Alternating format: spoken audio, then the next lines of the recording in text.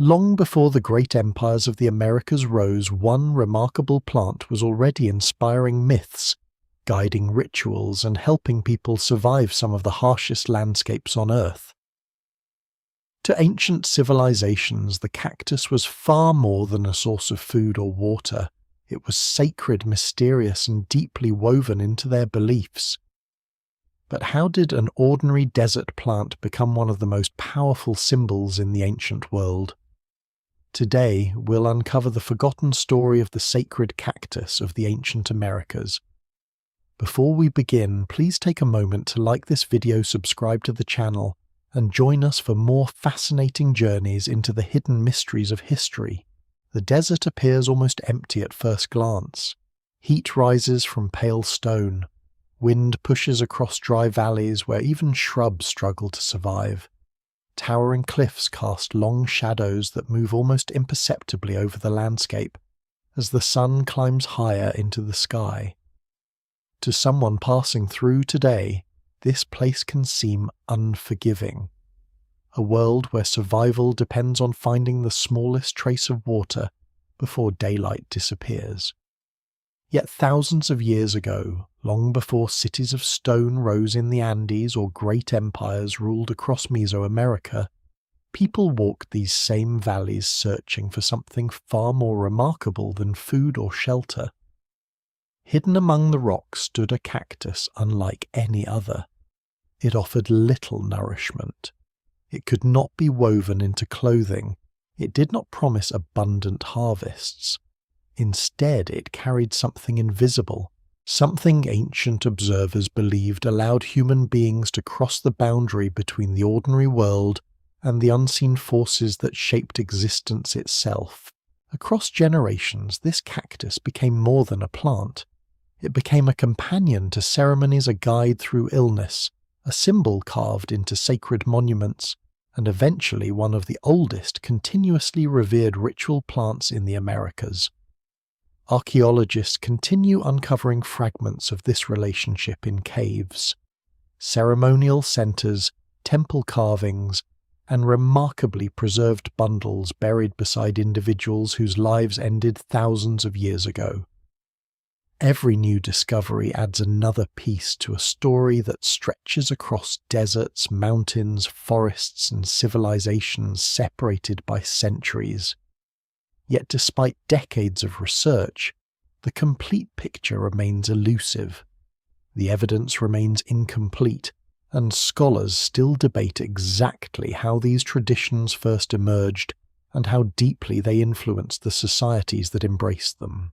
Before we go deeper, take a moment to like the video and subscribe if this is the kind of history and mystery you enjoy.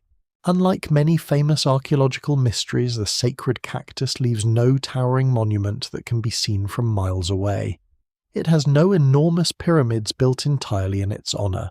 Instead, its history survives through quieter traces. A carved stone held in the hands of a forgotten priest. A dried stem preserved in an impossibly dry cave. Tiny residues inside ritual vessels.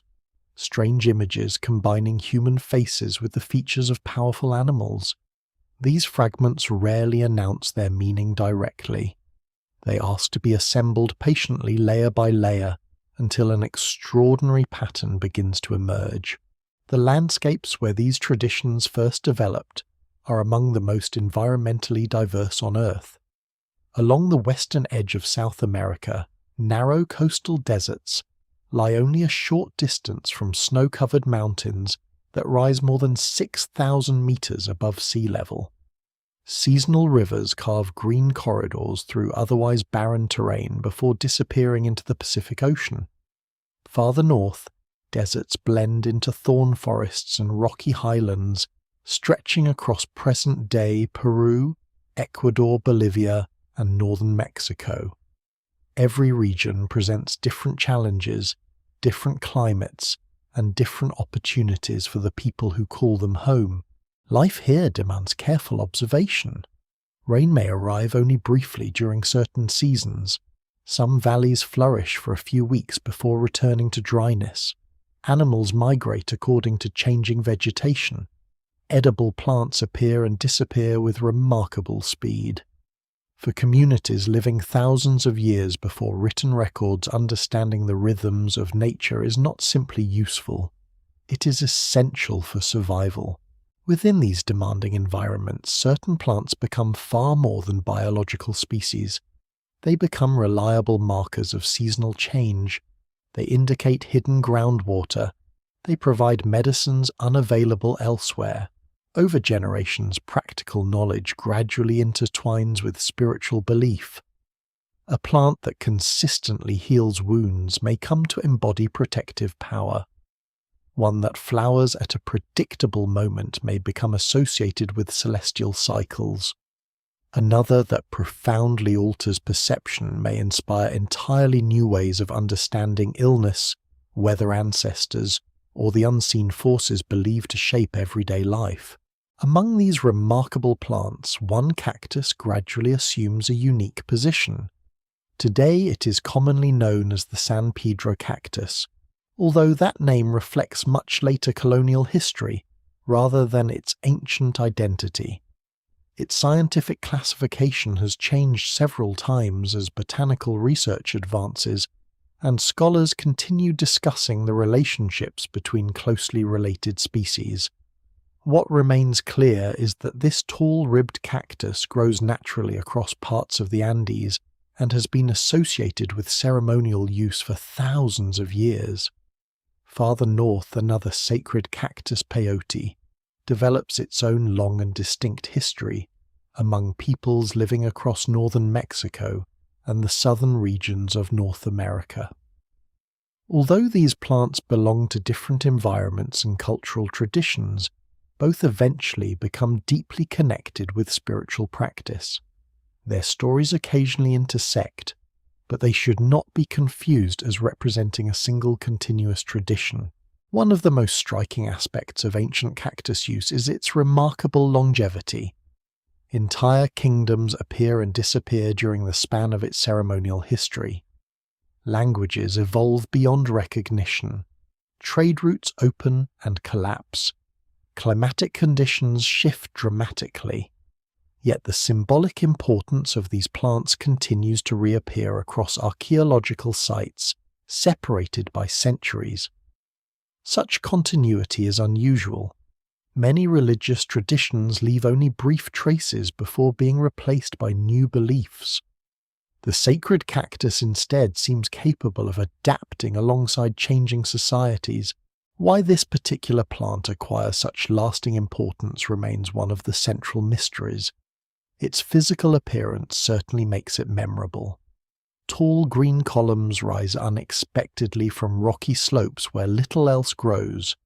Their symmetrical ribs catch sunlight differently throughout the day, giving them an almost sculptural presence.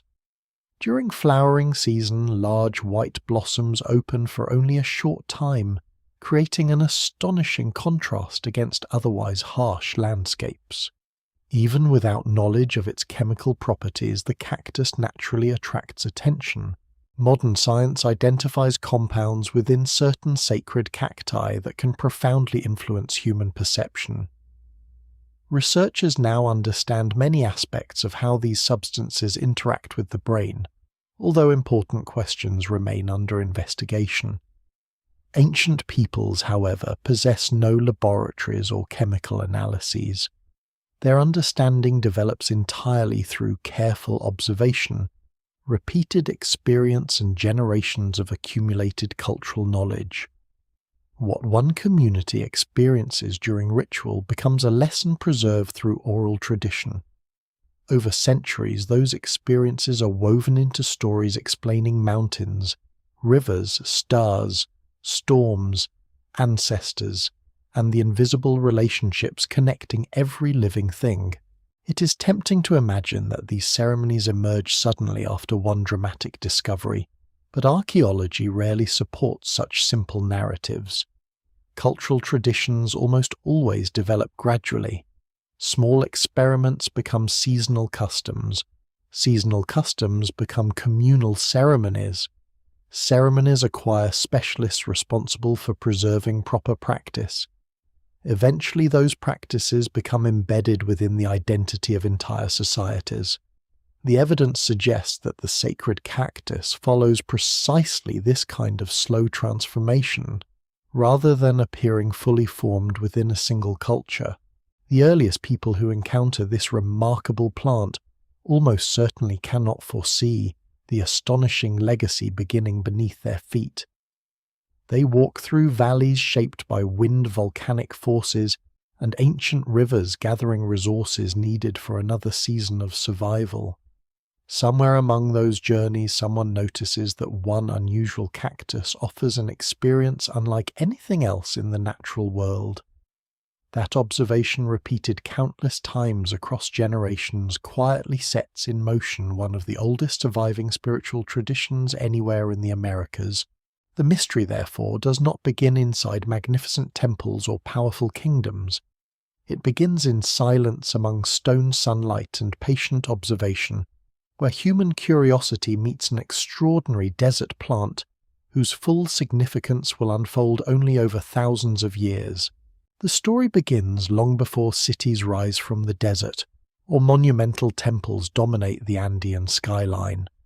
It reaches back into an age when small bands of hunter-gatherers move through landscapes that are still adjusting to the end of the last ice age. Glaciers retreat from the highest peaks. Rivers carve fresh channels through valleys. Plants gradually expand into new habitats as temperatures become warmer and more stable.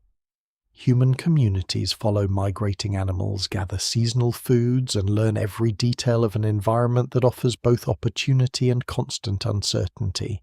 Nothing in the archaeological record suggests that the sacred cactus is recognized immediately as a powerful ceremonial plant.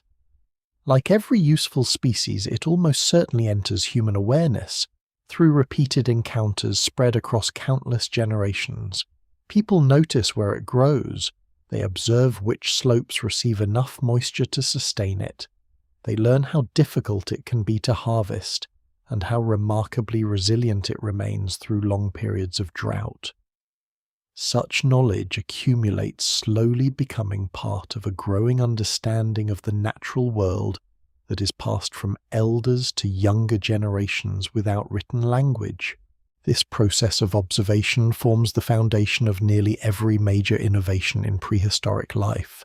Fire is mastered through experience rather than sudden invention. Stone tools improve through gradual experimentation.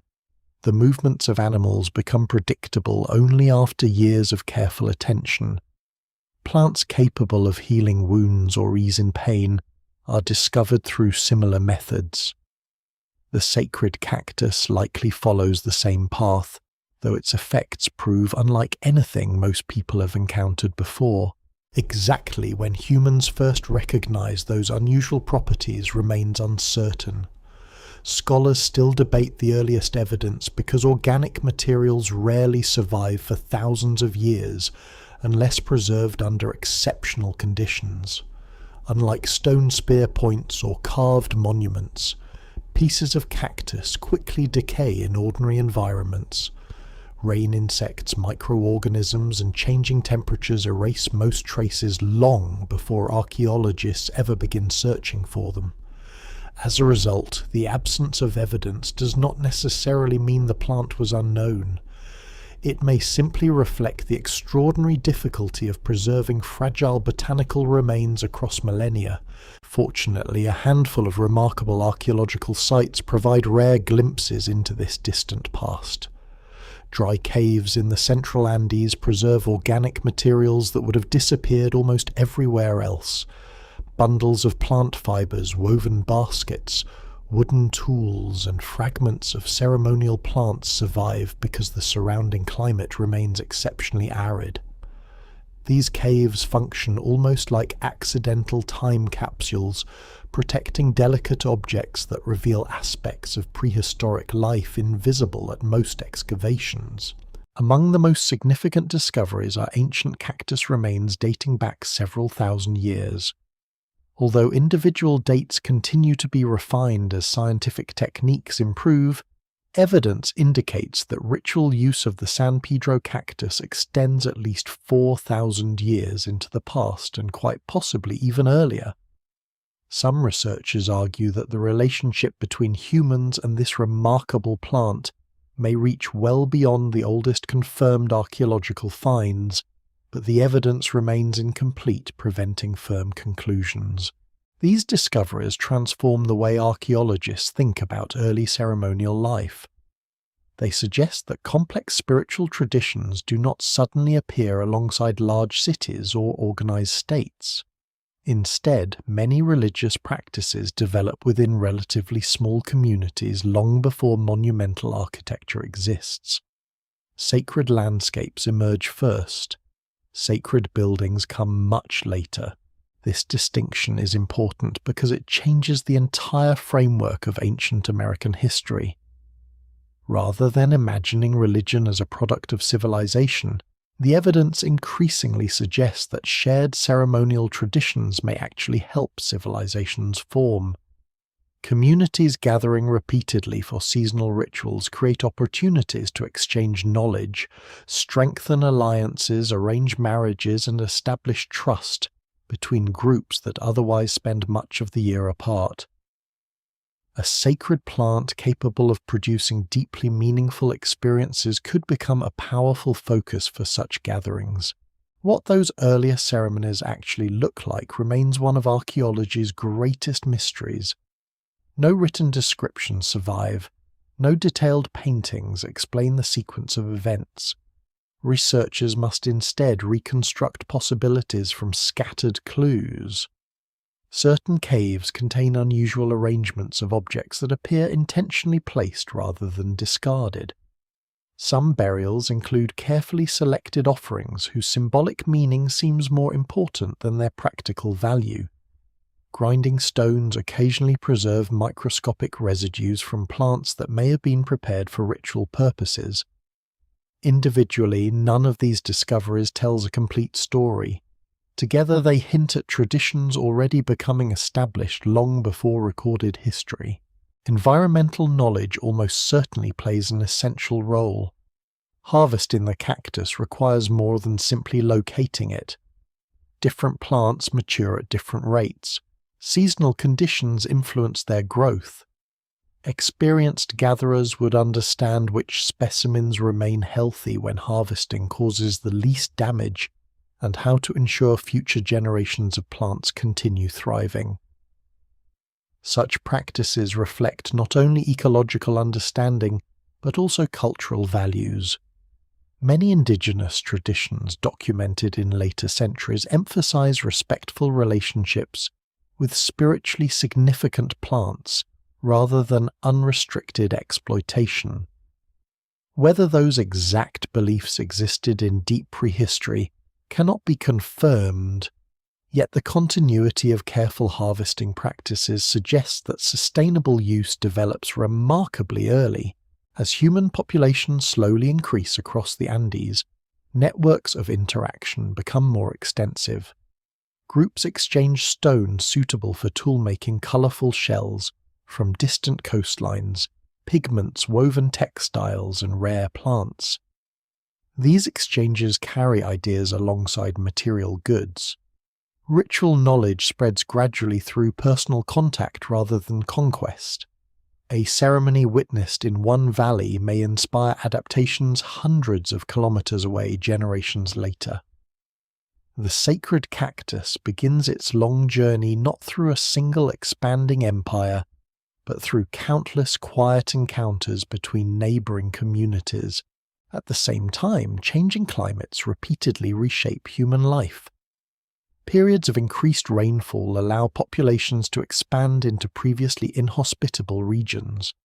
Drier centuries force settlements to relocate closer to dependable water sources. Such environmental fluctuations encourage innovation while preserving traditions that strengthen communal resilience.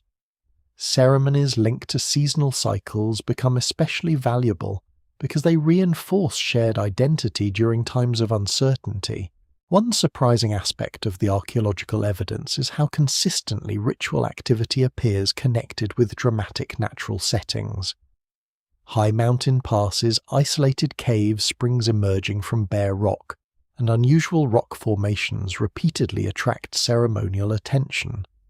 The sacred cactus is rarely separated from these meaningful landscapes. Instead, plant and place seem inseparable, as though the surrounding environment itself forms part of the ritual experience. This pattern continues across thousands of years, suggesting that ancient participants view the natural world not merely as a backdrop, but as an active presence within their spiritual lives. By the close of this long prehistoric era, something profound has taken shape. A resilient desert cactus is no longer simply another species growing among stone and sand. It has become woven into memory, ceremony, and identity. The transformation happens so gradually that no single generation witnesses its beginning or recognizes its full significance. Yet the foundations have been laid for one of the oldest continuously documented sacred plant traditions in the Americas. From these modest beginnings, carried only through memory and lived experience, the tradition will eventually spread across vast landscapes, linking distant communities through shared symbols, sacred knowledge, and a remarkable vision of humanity's relationship with the living world. Long before roads connected powerful kingdoms or merchants carried luxury goods across thousands of kilometers, ideas were already traveling through the ancient Americas. They moved at the pace of human footsteps, following river valleys, mountain passes, coastal plains, and seasonal gathering places. A traveller might carry little more than woven clothing, stone tools, dried food, and a few treasured objects, yet every journey also carried stories, knowledge of distant landscapes, unfamiliar customs, medicinal plants, and sacred rituals spread gradually from one community to another. The sacred cactus became part of this slow but remarkably enduring exchange, expanding its influence not through conquest but through countless generations of personal contact. The Andes formed one of the world's most challenging environments for long-distance travel. Towering mountain ranges separated fertile valleys into natural islands, each with its own climate resources and traditions. Crossing even relatively short distances often required climbing steep passes, descending into deep canyons, and navigating rapidly changing weather. Despite these obstacles, archaeological evidence demonstrates that ancient communities maintained surprisingly extensive networks of interaction. Obsidian from volcanic sources appears hundreds of kilometers from its origin. Bright marine shells from the Pacific coast are discovered in highland ceremonial sites. Exotic feathers from tropical forests reach settlements perched thousands of meters above sea level. Such discoveries reveal that people were connected far more closely than the landscape might initially suggest. Within these expanding networks, plants traveled alongside valuable materials. Some were prized because they provided medicine. Others offered fibers, dyes, or food. A small number possessed spiritual importance that far exceeded their practical uses. The sacred cactus belonged firmly within this last category. Unlike staple crops such as maize or potatoes, it was never cultivated primarily to feed growing populations. Its value lay elsewhere, in experiences that participants considered deeply meaningful and often transformative. Scholars continue debating exactly how ceremonial knowledge spread between distant societies. No single explanation fully accounts for the archaeological record. In some regions, neighbouring communities likely exchanged ideas through peaceful seasonal gatherings. In others, ritual specialists may have travelled between settlements, sharing ceremonies while learning new traditions in return. Marriage alliances almost certainly carried religious practices across regional boundaries, as families established relationships with distant communities. Trade expeditions, though focused on material goods, also created opportunities for cultural exchange. Over centuries, these countless interactions formed an intricate web through which sacred beliefs evolved without ever remaining completely static. One of the most fascinating characteristics of this process is that traditions rarely spread unchanged. Every community adapted inherited practices to fit local landscapes and existing beliefs. A ritual developed in one valley might be reshaped to honor different mountain spirits elsewhere. Symbolic imagery could evolve while preserving its central meaning. Songs, ceremonial objects, and seasonal calendars would gradually reflect regional identities. Rather than producing one uniform religion across the Andes, the sacred cactus inspired a remarkable diversity of traditions, connected by shared themes rather than identical practices. The landscape itself encouraged this diversity. Coastal deserts demanded different forms of survival than high mountain plateaus.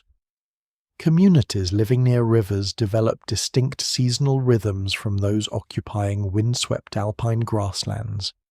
In tropical cloud forests, rainfall transformed the environment almost daily, while nearby deserts waited months for meaningful precipitation. Such dramatic ecological contrasts shaped every aspect of life, including religious expression. A plant capable of revealing hidden connections between people and nature naturally acquired different symbolic meanings depending on where it was encountered. Archaeologists sometimes describe these exchanges using the concept of interaction spheres regions, where communities maintained regular contact despite political independence. Within these spheres, artistic styles, technologies, and ceremonial ideas circulated continuously. Pottery designs spread across multiple valleys. Stone carving techniques appeared in distant settlements, with subtle local variations. Similar ritual objects emerged hundreds of kilometers apart while retaining distinctive regional characteristics.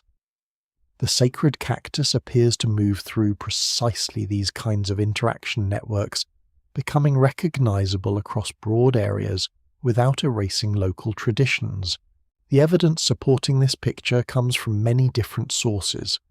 Excavations reveal imported materials at ceremonial centers where they would have possessed symbolic rather than practical value.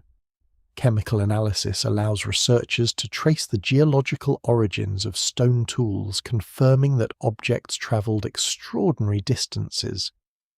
Botanical studies identify plant remains outside their natural growing regions, indicating deliberate transport rather than accidental dispersal. Together, these discoveries paint a picture of prehistoric societies that are dynamic, mobile, and intellectually connected. Among the most intriguing clues are artistic representations that begin appearing with increasing frequency. Carved stone figures hold long-ribbed cactus stems. Human faces merge with the features of jaguars, birds of prey, or serpents, suggesting visionary experiences that blur ordinary boundaries between humans and powerful animals. These images do not function as literal illustrations. Ancient artists rarely seek photographic realism. Instead, they communicate symbolic relationships understood within their own cultures. Modern observers can recognize recurring patterns, but their complete meanings often remain beyond recovery. Some researchers believe these transformations reflect altered states experienced during ceremonial rituals. Ethnographic studies among later indigenous traditions demonstrate that visionary experiences are frequently interpreted through familiar cultural symbols rather than random hallucinations. Participants may encounter ancestral beings, sacred animals, mountains, rivers, or celestial forces already embedded within community belief systems. If similar processes operated in ancient societies, then the artistic motifs preserved on stone and pottery represent not fantasy, but culturally meaningful expressions of profound religious experiences. Even so, scholars remain cautious. The evidence supports strong connections between ritual imagery and ceremonial practice, yet no single interpretation explains every artifact. Another surprising feature of these expanding traditions is their resilience. Trade routes changed over time, political alliances shifted. Some settlements flourished for centuries before being abandoned. Others disappeared almost completely from the archaeological record. Yet the symbolic importance of the sacred cactus repeatedly resurfaced in new cultural contexts. This continuity suggests that its significance extended beyond the fortunes of any individual society. It belonged to a broader spiritual landscape shared across generations. Travel itself may have contributed to this enduring influence. Pilgrimage is a nearly universal feature of many religious traditions throughout human history. Although definitive evidence for prehistoric pilgrimage routes remains difficult to establish, several ceremonial centers occupy locations that would have attracted visitors from wide surrounding regions. People journeying to participate in seasonal rituals would carry home new stories, songs, ceremonial techniques, and symbolic ideas. Each return journey expanded the network further, allowing sacred knowledge to circulate without centralized control. The result was a tradition both stable and constantly evolving. Core beliefs persisted across centuries while individual communities reshaped rituals to reflect changing circumstances. This flexibility became one of the greatest strengths of the sacred cactus tradition. Rather than resisting change, it absorbed new influences while preserving its essential role as a bridge between the visible and invisible worlds. By the time larger ceremonial centers began emerging across the ancient Andes, the sacred cactus was no longer an isolated local practice known only to scattered villages. It had become part of an extensive cultural landscape stretching across mountains, deserts, and fertile valleys. Generations of travelers, healers, ritual specialists, and ordinary families had quietly carried its traditions from place to place, laying the foundations for religious systems that would later leave some of the most extraordinary ceremonial monuments in the ancient Americas. The ceremony begins long before anyone touches the cactus. Its true beginning lies in preparation, in the careful ordering of time, place, and intention. Across the ancient Americas, sacred rituals are rarely spontaneous events. They require planning that may unfold over days or even weeks. Food is gathered. Ceremonial objects are repaired or replaced. Participants observe periods of fasting or restraint. Fires are prepared. Offerings are collected from rivers, mountains, forests, or fields. Every action reinforces the understanding that entering the sacred world is not something that happens by accident. It is something that must be approached with patience and respect. No written manual survives to describe exactly how the earliest cactus ceremonies are conducted. Archaeologists possess only fragments, stone carvings, ritual vessels preserved, plant remains, architectural layouts, and comparisons with indigenous traditions that continue into more recent centuries. The evidence remains incomplete, and scholars are careful not to assume that every ceremony follows the same pattern across thousands of years and hundreds of communities. Nevertheless, enough clues survive to reconstruct a remarkably consistent picture of what these gatherings may have felt like. Many ceremonies likely begin before sunrise or continue deep into the night. Both moments occupy powerful symbolic positions in ancient belief systems. Dawn marks the transition from darkness to light, while night allows the stars to dominate the sky and ordinary daily routines to fall away. In either case, the changing light itself becomes part of the ritual. Participants experience the landscape differently. Familiar landmarks appear transformed. Mountains become silhouettes. Shadows stretch across valleys. The ordinary world seems to loosen its grip. The setting is rarely chosen at random. Springs emerging from solid rock caves hidden within cliffs, isolated hilltops, ancient temple courtyards, and places overlooking wide valleys all appear repeatedly in archaeological contexts associated with ceremonial activity. Such locations possess practical advantages offering privacy or dramatic scenery, but they also carry symbolic meaning. Many ancient Andean cultures understand mountains as living beings, rivers as powerful forces, and caves as places connected with origins, ancestors, or the hidden interior of the earth. Conducting ceremonies within these landscapes reinforces the belief that the natural world is not merely observed but actively participates. The cactus itself demands careful preparation. Modern ethnobotanical studies demonstrate that its bitter flesh is rarely consumed casually. Harvesting requires knowledge of mature plants and sustainable methods that avoid destroying future growth. Ancient communities almost certainly developed similar expertise through generations of experience. The harvested cactus may be sliced, peeled, crushed, or boiled depending upon local tradition. Different methods influence both taste and concentration, though precise prehistoric techniques remain uncertain because organic preparation tools seldom survive. Bitterness becomes one of the ceremony's first shared experiences. It is impossible to ignore. Unlike sweet fruits or familiar foods, the cactus immediately announces that this is not an ordinary meal. Across many cultures, bitter medicinal plants symbolize purification, endurance, or sacrifice.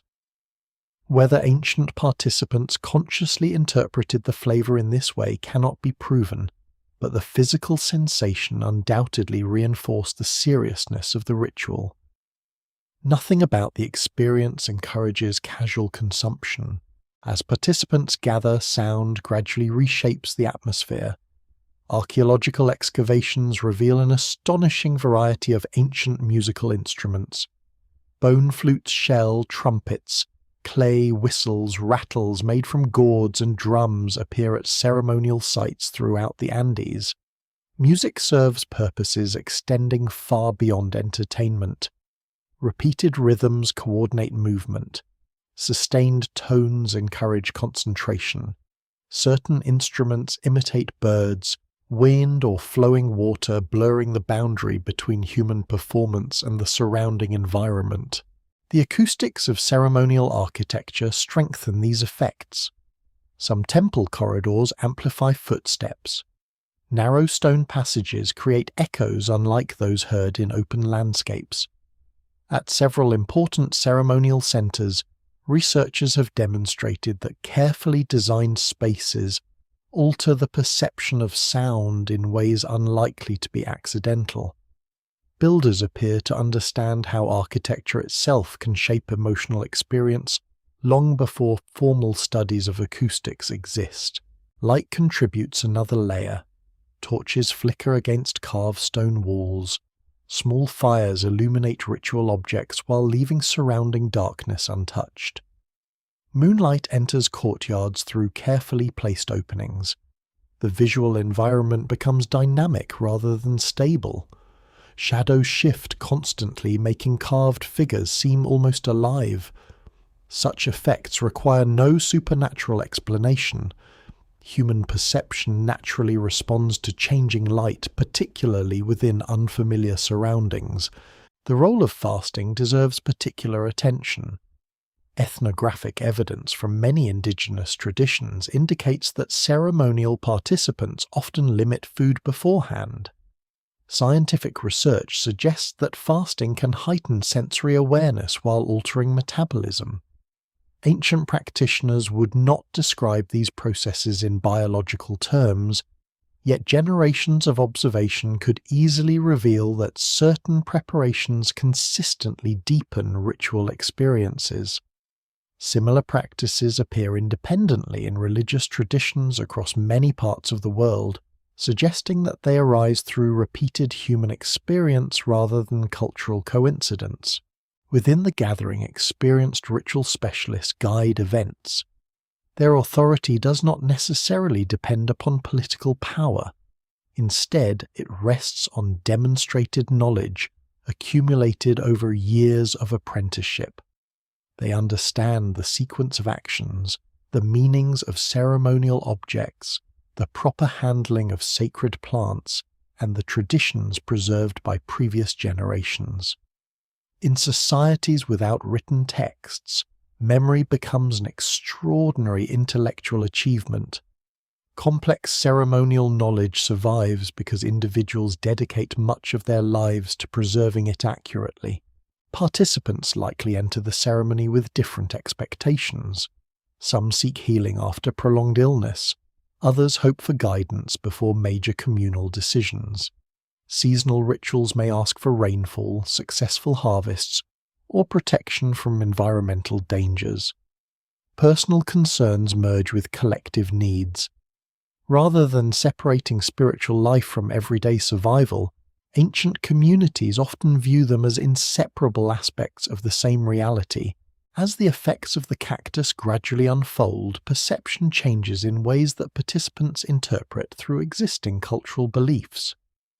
Modern neuroscience identifies interactions between naturally occurring compounds and specific brain receptors, helping explain altered sensory processing and patterns of consciousness.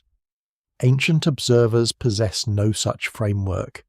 Instead, extraordinary experiences become evidence that unseen dimensions of existence are real. Mountains may appear animated. Animals acquire symbolic significance. Ancestors seem present. Patterns hidden within ordinary life become newly visible. These interpretations are shaped not only by biology, but by shared cultural expectations passed down through generations. Importantly, these experiences are not necessarily viewed as individual revelations detached from society.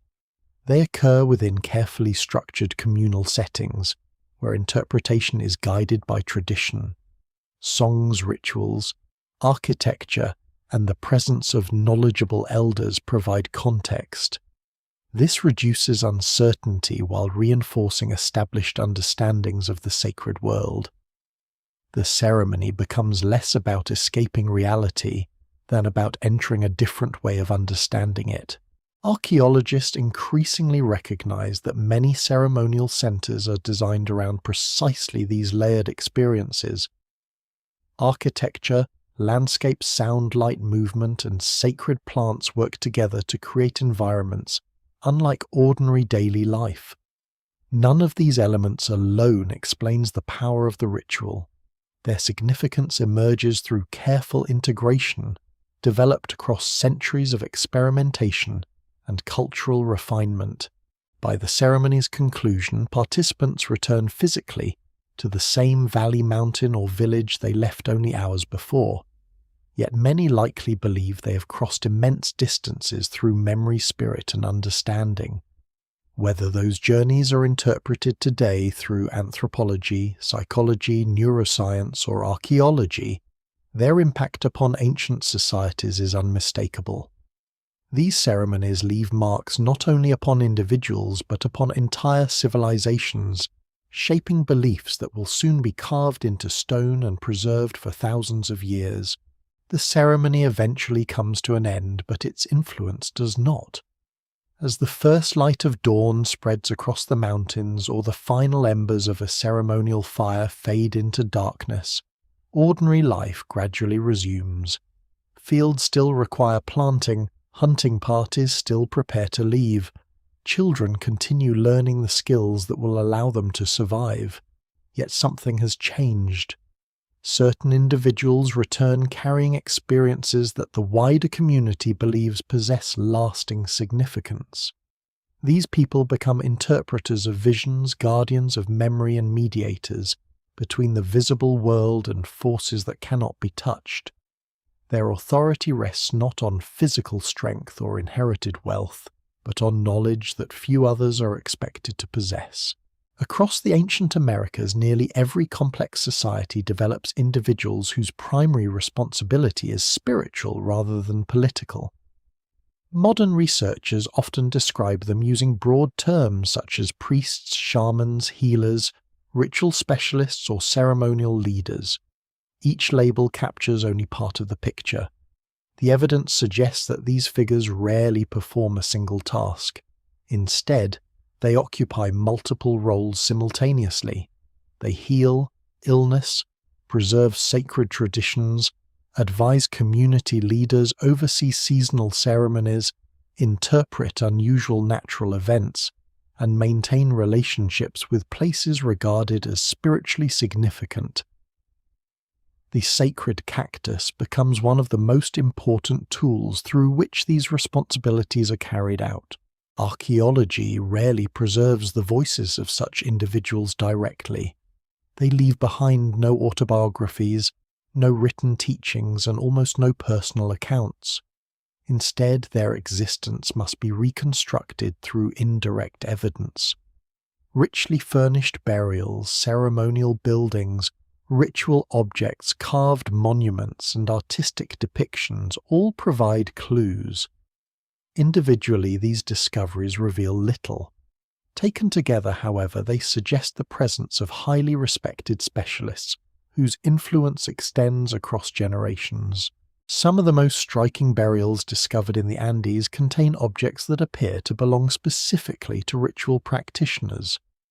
Finely carved staffs, elaborate headdresses, polished stone bowls, decorated snuffing tubes, woven bags containing botanical remains, and carefully crafted ornaments accompany certain individuals in death. These are not ordinary possessions. Many require hundreds of hours of skilled labor to produce. Others incorporate rare materials transported over considerable distances. Such investments indicate that ceremonial knowledge is regarded as an essential resource, worthy of exceptional respect.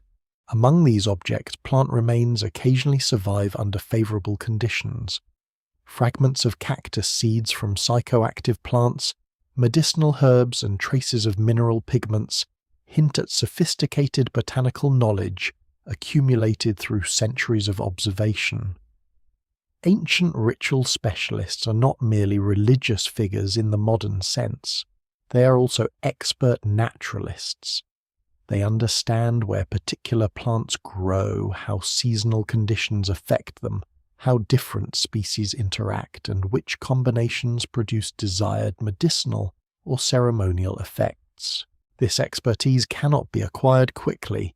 Like master stone carvers or skilled metalworkers, ritual practitioners likely spend many years in apprenticeship.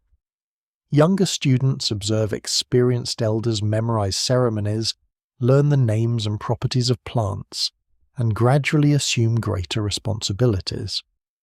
Without written texts, every generation depends upon direct personal instruction. A single knowledgeable elder may carry decades of accumulated understanding that exists nowhere else. Protecting this chain of transmission becomes vital to the survival of the tradition itself. Healing occupies a central place within this knowledge. Ancient concepts of illness differ from modern medical science, yet they are rarely irrational. Many societies recognize physical injuries, infectious diseases, nutritional deficiencies, and emotional suffering, even if they explain their causes differently. Some illnesses are attributed to spiritual imbalance, broken social relationships, offended ancestors, or disturbances within the natural world. Others are recognized as consequences of wounds, environmental exposure, or poisonous substances. These explanations frequently overlap rather than compete. The sacred cactus is often employed within this broader healing tradition. Modern pharmacology confirms that its active compounds affect perception and consciousness. But ancient practitioners value the experience not simply because it alters awareness. They believe it reveals hidden causes of suffering. A healer may seek insight into the origins of persistent illness, identify symbolic imbalances within a family or community, or determine appropriate offerings needed to restore harmony. Whether these interpretations correspond to measurable biological mechanisms is a different question. What matters historically is that participants consistently report meaningful experiences capable of influencing real decisions and behaviors. Anthropologists studying surviving indigenous traditions frequently observe that healing ceremonies involve the entire community rather than only the individual patient. Family members participate.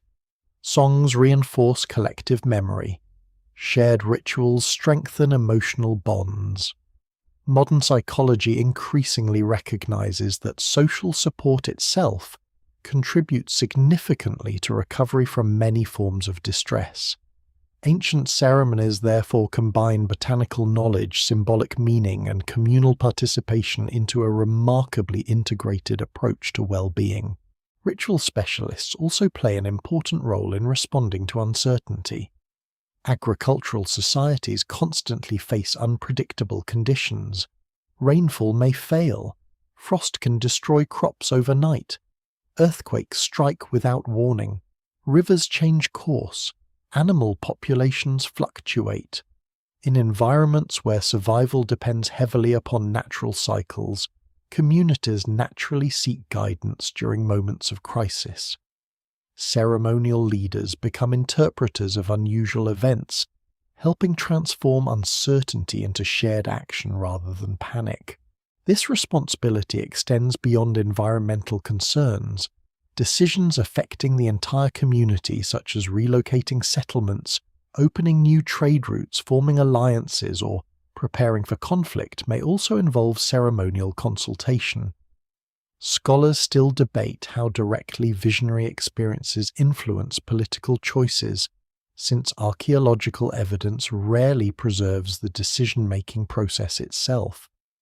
Nevertheless, the repeated association between ritual authority and leadership suggests that spiritual knowledge is deeply intertwined with governance in many ancient societies. One lesser-known aspect of these traditions involves memory itself. Oral cultures develop astonishing methods for preserving vast amounts of information without writing. Songs encode genealogies. Ceremonies reinforce seasonal calendars. Sacred landscapes serve as mnemonic devices, allowing practitioners to recall complex sequences simply by moving through familiar places. The cactus ceremony may therefore function not only as a spiritual event but also as a powerful mechanism for transmitting cultural knowledge across generations. Altered states of consciousness combined with emotionally significant rituals can strengthen long-term memory, a phenomenon increasingly explored by modern neuroscience. At the same time, ritual authority is never absolute. Communities are composed of farmers, hunters, craftspeople, traders, elders, and families whose practical experience remains equally essential. Ceremonial specialists depend upon the trust of those around them. If their guidance repeatedly proves ineffective, their influence may decline. Ancient societies, like modern ones, continually negotiate the balance between traditional observation and lived experience. Spiritual authority survives because it remains meaningful within everyday life rather than existing apart from it. As centuries pass, these respected figures become central to the identity of emerging ceremonial centers. Their knowledge shapes architecture, artistic symbolism, and the organization of ritual spaces. The sacred cactus, once discovered by small prehistoric communities, is now embedded within increasingly sophisticated religious traditions. Soon, these traditions will leave unmistakable marks upon stone itself, creating monuments whose imagery continues to intrigue archaeologists thousands of years later. As generations pass, the sacred cactus leaves a new kind of evidence behind. Unlike dried plant fragments hidden inside caves or microscopic traces preserved in ancient vessels, this evidence is carved into stone, painted onto walls, woven into textiles, and placed beside the dead. For archaeologists, these objects become invaluable because they survive far longer than the ceremonies themselves. The songs fade, the spoken prayers disappear, the memories of individual ritual specialists are lost forever. Yet the symbols they leave behind continue to speak across thousands of years, offering carefully preserved glimpses into beliefs that shaped entire societies. One of the first things researchers notice is that the cactus rarely appears as an isolated botanical illustration. Ancient artists are not attempting to produce scientific drawings. Instead, they place the plant within larger symbolic compositions filled with powerful animals, supernatural beings, celestial imagery, and human figures undergoing transformation. These scenes suggest that the cactus is understood not merely as an object, but as part of a much broader cosmological system, linking people, nature ancestors, and invisible forces. This symbolic language begins to emerge long before large empires dominate the Andes. Even relatively early ceremonial cultures invest remarkable effort into producing religious imagery. Stone carvings require enormous labor. Hard rock must be quarried, transported, shaped, polished, and engraved using tools far less efficient than modern metal equipment. Every completed sculpture represents hundreds of hours of skilled craftsmanship. Such investment indicates that the images carry profound importance for the communities that commission them. Many carvings depict human figures holding long-ribbed cactus stems upright in one hand. To modern observers, the plant is often immediately recognizable because of its distinctive vertical shape and evenly spaced ribs. Although artistic styles vary from region to region, these repeated depictions strongly suggest that the cactus itself has become a sacred emblem, understood across multiple communities. The consistency is striking. Independent artists separated by both geography and time repeatedly emphasize the same characteristic form, implying that viewers already recognize its significance without further explanation. At the same time, these figures rarely appear entirely human. Faces merge with the features of jaguars, pumas, hawks, condors, serpents, or other animals regarded as especially powerful. Eyes become unnaturally wide. Hair transforms into snakes. Teeth lengthen into fangs. Claws replace hands. Modern audiences sometimes interpret such images as mythological monsters, but anthropologists caution against that assumption. In many indigenous traditions, transformation symbolizes movement between different states of existence, rather than permanent physical change. A ceremonial leader may be depicted with feline features, not because anyone believes he literally becomes a jaguar, but because the jaguar represents strength, perception, or spiritual authority encountered during visionary experience. This pattern appears repeatedly throughout ancient American art. Human identity is shown as fluid rather than fixed. Birds symbolize movement between earth and sky. Serpents connect surface life with the hidden world beneath the ground. Felines embody stealth, confidence, and mastery of dangerous environments. The sacred cactus frequently appears alongside these symbolic animals, reinforcing the idea that it serves as a pathway through which such transformations are experienced rather than merely imagined. Pottery offers another remarkable source of evidence. Ceremonial vessels often receive elaborate decoration far exceeding what would be expected for ordinary household use. Some display complex geometric patterns whose meanings remain uncertain. Others portray human figures carrying ritual objects or participating in processions.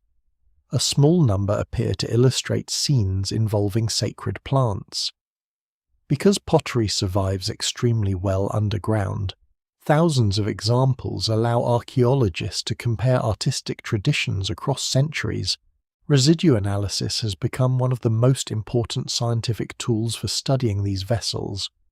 Using techniques unavailable only a few decades ago, researchers examine microscopic chemical traces absorbed into ceramic walls. Even when visible plant remains have disappeared entirely, tiny molecular signatures sometimes survive. These analyses occasionally reveal evidence consistent with ceremonial plant preparation, strengthening interpretations based previously only on artistic imagery. Although contamination and preservation issues require careful evaluation, residue studies increasingly provide direct scientific support for archaeological hypotheses that once relied largely on visual symbolism. Textiles preserve yet another dimension of ceremonial life. Ancient Andean weaving reaches extraordinary levels of sophistication, producing fabrics whose complexity rivals later civilizations across the world. Certain ceremonial garments incorporate repeated symbolic motifs, including animals, plants, and geometric designs associated with religious authority. Because textiles are highly vulnerable to decay, surviving examples come mainly from exceptionally dry environments. Their preservation offers rare opportunities to understand how sacred imagery accompanies ritual specialists, not only in temples, but also in everyday ceremonial clothing. Perhaps the most revealing discoveries come from burials themselves. Throughout the ancient Andes, death is not viewed simply as an ending. Many communities carefully prepare the deceased with clothing offerings, food ornaments, and symbolic objects intended to accompany them beyond ordinary life. The exact beliefs differ across cultures, but the consistent investment of labor demonstrates that death is understood as part of a continuing relationship between the living and the dead. Some burials contain objects directly associated with ceremonial practice. Carved staffs, polished bowls, ritual knives, shell trumpets, woven carrying bags, and botanical remains appear together in combinations unlikely to occur by chance. When cactus fragments are discovered within such carefully prepared contexts, archaeologists interpret them cautiously but seriously as evidence of ritual significance. No single burial proves widespread ceremonial use. However, dozens of discoveries accumulated across many sites create an increasingly persuasive pattern. One lesser-known aspect of these burials is the deliberate selection of unusual materials.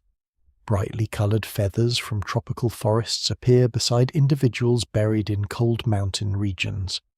Marine shells are placed with people who spend their lives hundreds of kilometres inland. Minerals unavailable locally accompany ceremonial objects fashioned from distant stone. These choices suggest that ritual specialists participate in extensive exchange networks, connecting remarkably different environments. Sacred knowledge, valuable materials, and symbolic objects travel together. The placement of ceremonial architecture strengthens this interpretation. Temples are often constructed where dramatic landscapes naturally inspire awe. High terraces overlook fertile valleys. Monumental stairways ascend toward mountain peaks. Courtyards frame the rising sun during particular seasons. Such careful positioning indicates that builders understand architecture not as isolated buildings, but as extensions of the surrounding natural world. The sacred cactus fits seamlessly within this philosophy, linking human ceremonies with landscapes already regarded as spiritually alive. Yet despite this growing body of evidence, many uncertainties remain. Archaeologists rarely recover complete ceremonial assemblages untouched by later disturbance. Tombs are frequently looted, organic materials decay unevenly. Artistic symbolism allows multiple interpretations. Scholars therefore resist drawing conclusions beyond what the evidence can support. What survives in the archaeological record strongly indicates that the sacred cactus occupies a central role in many ceremonial traditions, but countless details of belief and practice remain beyond recovery. Even so, the surviving clues are extraordinary. Stone pottery, textiles, architecture, and carefully prepared burials all point toward the same conclusion. By the time major ceremonial centers flourish across the Andes, the sacred cactus is no longer simply respected as an unusual plant. It has become woven into the artistic language, religious imagination, and collective memory of entire civilizations. Soon, One remarkable ceremonial complex will preserve these connections more clearly than almost anywhere else in the ancient Americas, providing archaeologists with one of the most compelling windows into the visionary world of the sacred cactus. Few places in the ancient Americas have inspired more fascination than the ceremonial center, now known as Chavin de Huantar. Nestled high in the Peruvian Andes at an elevation of more than 3,000 meters, the site occupies a strategic point where major ecological zones meet. Rivers descending from snow-covered mountains converge nearby before continuing toward distant valleys. Travelers approaching from the coast, the highlands, or the eastern forests eventually find themselves passing through this landscape. Long before archaeologists uncovered its buried monuments, its location alone suggested that it served as something more significant than an ordinary settlement. When modern excavations began revealing the complexity of the site, researchers realized they were looking at one of the earliest great ceremonial centers in South America. Flourishing roughly between 900 and 200 BCE, Chavin influenced societies across a vast region without ever becoming a military empire.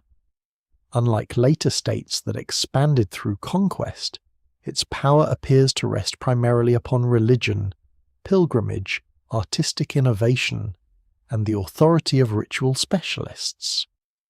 This distinction makes Chavin especially important for understanding how sacred traditions, including those surrounding the San Pedro cactus, could unite diverse communities without political domination. The first impression of Chavin is one of deliberate design. Massive stone buildings rise from carefully engineered terraces. Broad plazas accommodate large gatherings, while narrow stairways guide movement between different levels of the complex. Hidden beneath the monumental structures lies an intricate network of interior galleries, corridors, and chambers, constructed with extraordinary precision. These passages twist unexpectedly through thick stone walls, creating spaces where light, sound, and orientation become increasingly difficult to interpret. Even today, visitors entering these galleries often lose their sense of direction within minutes. The corridors are narrow, sometimes barely wide enough for two people to pass comfortably. Sharp turns conceal what lies ahead. Small openings admit only limited shafts of sunlight. In some places, complete darkness surrounds anyone moving away from the entrances. Archaeologists believe these effects are intentional rather than accidental. The builders appear to understand that architecture itself can shape psychological experience. Adding to this carefully controlled environment is an advanced hydraulic system hidden beneath the temple floors. Channels carry water through the complex, producing deep resonant sounds as rivers flow beneath the stone structures. During periods of heavy rainfall, the noise becomes even more dramatic. Some researchers suggest that these underground currents create echoes, resembling the growls of large animals or the distant rumble of thunder. While the precise ceremonial purpose remains debated, there is broad agreement that sound plays an integral role in the design of the temple. At the heart of the oldest temple stands one of the most extraordinary monuments in ancient South America, the Lanzón. Carved from a single massive block of white granite standing more than 4 meters tall, this imposing sculpture remains fixed inside a dark central chamber where it has stood for nearly 3,000 years. The figure combines human characteristics with the fangs of a jaguar, the hair of writhing serpents, and powerful symbolic elements that continue to challenge interpretation. Its expression is neither welcoming nor openly threatening. Instead, it conveys an overwhelming sense of authority. Large eyes stare outward. Sharp teeth dominate the face. Intricate carvings cover nearly every surface.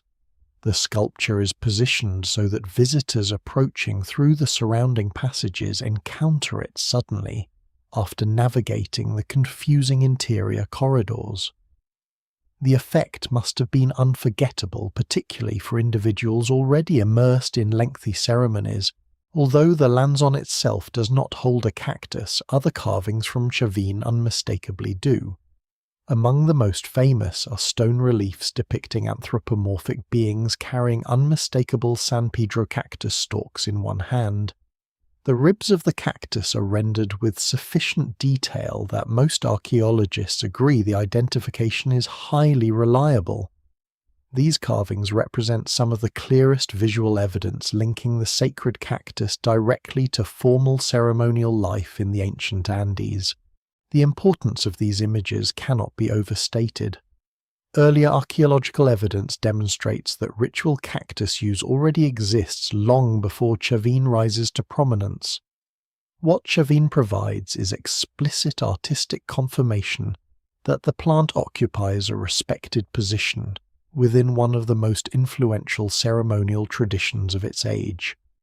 Rather than relying solely on preserved botanical remains or chemical residues, researchers can now observe the cactus incorporated directly into monumental religious art.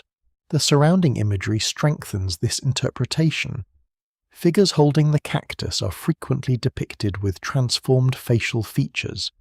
Human characteristics merge with those of powerful predators and birds. Clawed hands replace ordinary fingers. Hair becomes serpents. Such symbolism mirrors patterns already observed across other Andean traditions, suggesting visionary transformation rather than literal physical change. Scholars continue debating the exact meanings, but the repeated association between sacred plants and hybrid beings strongly supports the idea that ceremonial experiences shape religious iconography. Not everyone who visits Chavin necessarily participates in the deepest rituals. Archaeologists increasingly suspect that ceremonies are carefully structured according to status, experience, or social role. Large open plazas allow public gatherings involving hundreds of participants. Smaller interior spaces accommodate progressively fewer individuals. The darkest galleries and central chambers may be accessible only to trained ritual specialists or carefully selected initiates. This graduated access reinforces hierarchy while preserving the mystery surrounding the most sacred experiences. One particularly intriguing theory suggests that architecture, music, fasting, darkness, flowing water incense, and the San Pedro cactus are deliberately combined into a single, carefully orchestrated ceremonial system. None of these elements alone explains the extraordinary reputation of Chavin. Together, however, they create an immersive environment capable of profoundly affecting human perception. Modern neuroscience demonstrates that unfamiliar architecture, sensory deprivation, rhythmic sound, emotional expectation, and psychoactive substances can interact in complex ways.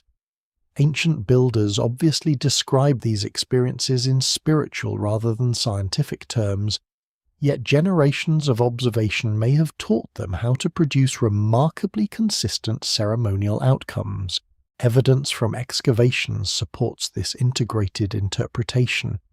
Archaeologists recover finely crafted ritual objects, shell trumpets, imported from distant tropical waters, elaborate stone carvings, ceremonial vessels, and traces of pigments used in religious contexts. Exotic materials arrive from regions hundreds of kilometers apart, indicating that Chavin attracts visitors from across much of the central Andes. Pilgrims likely carry home memories, symbols, and ceremonial knowledge that influence their own communities for generations. Yet despite decades of research, important mysteries remain unresolved.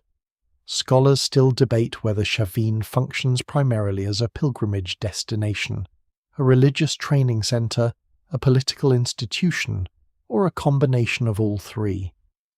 The evidence supports aspects of each interpretation without fully confirming any single model. Likewise, while the San Pedro cactus clearly holds ceremonial significance, archaeologists cannot determine precisely how often it is used, who participates, or how individual experiences are interpreted within specific rituals. These uncertainties do not diminish Chavin's importance. On the contrary, they highlight the sophistication of a civilization that leaves behind monumental architecture capable of preserving mystery even after thousands of years of careful study. Stone walls still channel water through hidden passages. Silent galleries still conceal the towering lanzon. Carved figures continue holding their sacred cactus with quiet confidence, as though waiting for future generations to understand what ancient pilgrims once believed they had discovered within those dark ceremonial halls. Leaving the stone galleries of Chavin behind, the mystery gradually shifts from archaeology to biology. The ancient ritual specialists who prepare the sacred cactus have no concept of neurons, receptors, neurotransmitters, or molecular chemistry. They possess no microscopes and no laboratories. Yet through centuries of careful observation, they develop a remarkably sophisticated practical understanding of what the plant can do when it should be used, and perhaps most importantly, when it should not. Modern science approaches the same phenomenon from an entirely different direction. Rather than asking what spirits may reveal, researchers ask how the brain itself produces extraordinary experiences. The two perspectives are fundamentally different, yet both begin with the same remarkable cactus. Today, the San Pedro cactus is known to contain mescaline, a naturally occurring psychoactive alkaloid found in several cactus species native to the Americas. Peyote, growing primarily in northern Mexico and the southern United States, contains the same principal compound, although the two plants belong to different ecological and cultural traditions. Scientists first isolated mescaline in the late 19th century, opening a new chapter in the study of perception and consciousness. What ancient ritual practitioners discovered through lived experience over countless generations eventually became the subject of pharmacology, neuroscience, and psychology.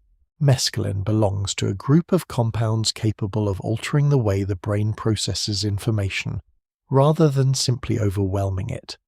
This distinction is important. Contrary to popular imagination, the experiences associated with sacred cacti are not typically characterized by complete detachment from reality or uncontrollable hallucinations. Under carefully managed ceremonial conditions, many participants remain aware of their surroundings, while experiencing intensified emotions, enhanced sensory perception, vivid imagery, altered concepts of time, and profound feelings of connection with nature or other people. Modern brain imaging studies suggest that these experiences arise because mescaline interacts primarily with serotonin receptors, particularly those involved in regulating perception, cognition, and emotional processing. Communication between different regions of the brain becomes reorganized.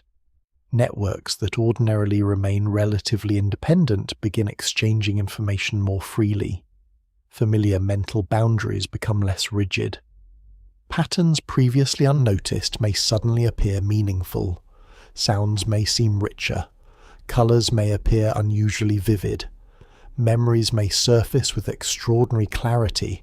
To neuroscientists, these changes represent measurable alterations in brain function. To an ancient ceremonial participant, however, the same experiences may carry entirely different meanings. A vision of a mountain is not interpreted as a neurological event, but as an encounter with a living sacred presence. The appearance of an ancestor is understood as genuine communication rather than spontaneous memory. The symbolic transformation into a jaguar or condor reflects participation in a spiritual reality already embedded within cultural tradition. Anthropologists emphasize that no experience exists in isolation from culture. Human perception is always interpreted through stories, beliefs, language, and shared expectations.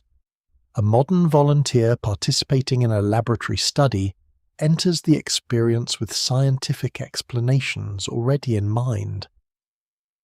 An ancient Andean pilgrim arrives, surrounded by generations of ceremonial teaching, sacred architecture, music fasting, and ritual preparation.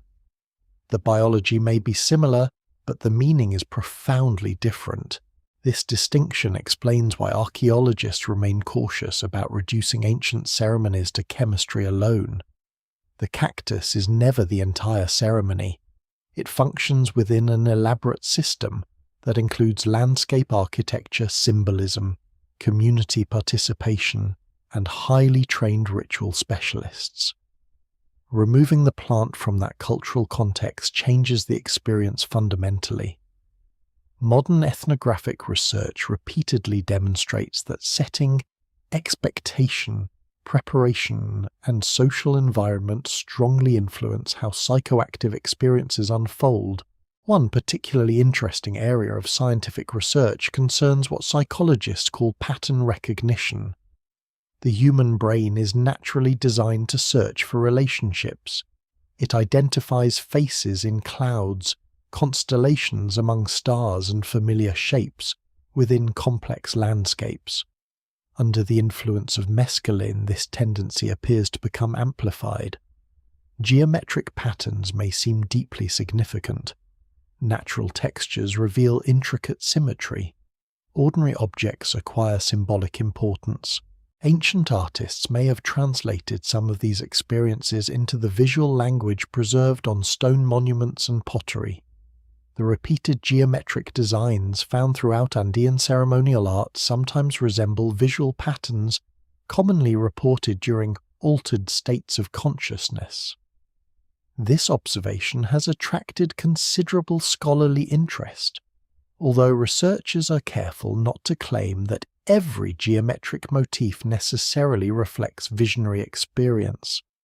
Similar patterns also appear in weaving architecture and ordinary decoration. No single explanation fully accounts for their widespread use. Time itself often changes during ceremonial experiences. Modern participants frequently report that minutes seem like hours, or that extended periods pass with surprising speed. Neuroscientists continue investigating the mechanisms behind this phenomenon, but there is growing evidence that altered communication between brain networks affects the internal perception of duration. Ancient ritual specialists lacking this vocabulary may instead interpret such experiences as stepping outside ordinary time and entering a sacred realm where ancestors' spirits and cosmic forces coexist. Emotional processing also undergoes significant change. Feelings that ordinarily remain hidden may become unusually vivid. Long-forgotten memories return with striking intensity. Individuals often describe experiencing profound gratitude, humility, sorrow, or wonder. Contemporary clinical researchers investigating carefully supervised therapeutic applications have observed that emotionally meaningful experiences can sometimes produce lasting psychological effects. These studies remain tightly controlled and continue to evolve, but they reinforce an important historical point. The impact of sacred cactus ceremonies cannot be understood solely through visual phenomena. Emotional transformation appears equally significant. Not every experience, however, is pleasant. Ancient traditions almost certainly recognize this reality. Modern research confirms that fear, confusion, or emotional distress may occur particularly when individuals are unprepared or placed in unsafe environments. This helps explain why ceremonial specialists occupy such important roles. Their guidance provides stability, reassurance, and structured interpretation during moments that might otherwise become overwhelming. The archaeological evidence for experienced ritual leadership therefore aligns closely with modern psychological understanding of supportive settings. The sacred cactus also reminds scientists of an important limitation. Even with sophisticated imaging technology, researchers cannot fully explain why certain experiences feel profoundly meaningful. Brain activity can be measured. Neurochemical interactions can be described. Patterns of connectivity can be mapped. Yet the subjective quality of consciousness, why particular visions inspire awe, why symbolic encounters transform lives, or why spiritual experiences remain deeply convincing to those who have them continues to challenge neuroscience itself. For ancient societies, this uncertainty is not a problem requiring solution. Meaning is found within the experience rather than outside it. Ceremonies strengthen relationships, reinforce cultural identity, guide communal decisions, and connect participants with landscapes they already regard as sacred. Whether modern observers interpret these outcomes through anthropology, psychology, or neurobiology, the historical reality remains clear. The sacred cactus shapes civilizations not because of chemistry alone, but because generations of people build entire systems of belief around the extraordinary experiences it helps make possible. As scientific understanding continues to grow, it increasingly complements, rather than replaces, archaeological evidence. Biology explains how perception may change. Archaeology reveals where those experiences occur. Anthropology shows how communities interpret them. Together they illuminate one of humanity's oldest and most enduring relationships with the sacred plant, while reminding us that some aspects of ancient belief remain beyond the reach of even the most advanced modern science. As sacred traditions become more deeply rooted within ancient societies, another question quietly emerges beneath the archaeological evidence. If ceremonies involving the sacred cactus are capable of producing powerful shared experiences, how do those experiences shape the organization of entire communities? The answer is unlikely to be simple. Human societies are never built upon religion alone, nor solely upon economics, warfare, or environmental necessity. Instead, civilizations grow through the constant interaction of practical needs and shared beliefs. In the ancient Andes, the sacred cactus appears to occupy precisely this intersection, where spiritual life and everyday survival become almost impossible to separate. To modern observers, it is often tempting to divide authority into distinct categories. Political leaders govern, religious figures conduct ceremonies, physicians treat illness, engineers construct buildings. Ancient societies rarely organize themselves in such sharply defined ways. A respected ceremonial leader may also advise on agriculture, mediate disputes between families, oversee seasonal festivals, preserve historical memory, and help determine when major communal projects should begin. Authority flows through relationships rather than formal institutions. This broader understanding becomes increasingly visible as settlements expand into permanent ceremonial centers. Growing populations require cooperation on a scale far beyond that of small hunting bands. Irrigation canals must be maintained. Agricultural terraces require constant repair. Harvests need careful coordination. Food surpluses must be stored against future droughts. Roads connecting neighboring valleys demand continuous labor. None of these projects can succeed if communities remain fragmented by internal conflict. Shared ritual offers one solution. When hundreds or even thousands of people gather regularly for ceremonies, they do more than participate in religious observance. They strengthen trust. Families separated by great distances renew social ties. Trade relationships are reinforced through face-to-face meetings. Marriage alliances connect previously independent settlements. Elders exchange agricultural knowledge. Skilled artisans display new techniques. Young people witness traditions that define their identity long before they fully understand their meaning. The sacred cactus becomes woven into these gatherings, not because it controls society, but because it reinforces experiences that already carry profound communal importance. Anthropologists often describe rituals as mechanisms for creating what is known as collective identity. During ceremonies, individuals temporarily experience themselves as members of something much larger than their immediate family or village. Songs are shared. Symbolic gestures are repeated together. Sacred stories are remembered collectively. Emotional experiences become synchronized across many participants. Modern psychological research demonstrates that synchronized activities, whether singing, dancing, marching, or participating in ceremonies, can strengthen cooperation and social cohesion. Ancient communities obviously explain these effects through spiritual rather than scientific language, yet the practical consequences remain remarkably similar. Architecture reflects this growing emphasis on communal experience. The largest plazas at ceremonial centres are rarely designed for ordinary domestic life. They're too open for private residence and too carefully planned to be accidental gathering places. Their size suggests that large groups assemble there simultaneously.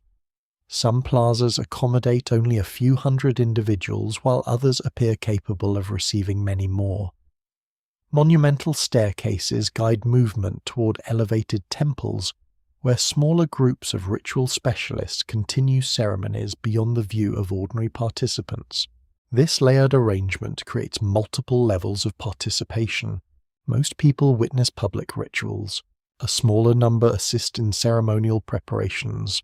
Only experienced specialists enter the deeper sacred spaces. Such organization does not necessarily imply rigid inequality. Instead, it reflects differing responsibilities within a highly structured religious tradition. Just as only master builders construct monumental temples, only trained ceremonial leaders conduct the most complex rituals.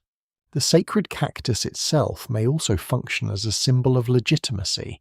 Throughout history, many societies have associated leadership with demonstrated spiritual competence. Ancient Egyptian pharaohs performed sacred rituals to maintain cosmic order. Early Chinese rulers justify authority through the mandate of heaven. In the Andes, ceremonial leaders who successfully oversee important rituals may strengthen public confidence during periods of uncertainty.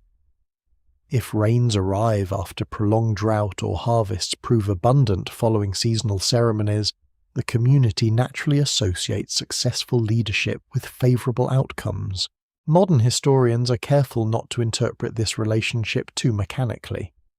No archaeological evidence suggests that people blindly obey religious authority regardless of circumstances. Ancient communities are fully capable of practical observation. Failed harvests, natural disasters, or political instability would undoubtedly challenge existing leadership. Nevertheless, shared belief provides a powerful framework through which success and failure are understood. Environmental uncertainty makes this framework especially important. The Andes remain one of the world's most unpredictable agricultural regions. El Niño events alter rainfall patterns across enormous distances. Frost may destroy crops within a single night. Earthquakes periodically reshape valleys. Landslides bury settlements. Rivers flood unexpectedly before disappearing into months of drought. In such environments, certainty is rare. Ceremonial traditions cannot prevent natural disasters. What they can do is provide stability when uncertainty becomes overwhelming. Ritual calendars organize communal labor around predictable seasonal cycles. Ceremonies encourage cooperation precisely when coordinated effort is most needed. Shared belief reduces social fragmentation during periods of environmental stress. These practical benefits may help explain why sacred traditions endure for thousands of years, even as individual civilizations rise and fall. Another remarkable feature of these ceremonies is their ability to connect distant communities without centralized political control. Unlike later empires, early Andean ceremonial traditions spread across regions occupied by many independent societies. Each community retains its own leaders, local customs, and distinctive artistic styles. Yet recurring religious symbols, including the sacred cactus, create a broader cultural vocabulary understood across much of the region.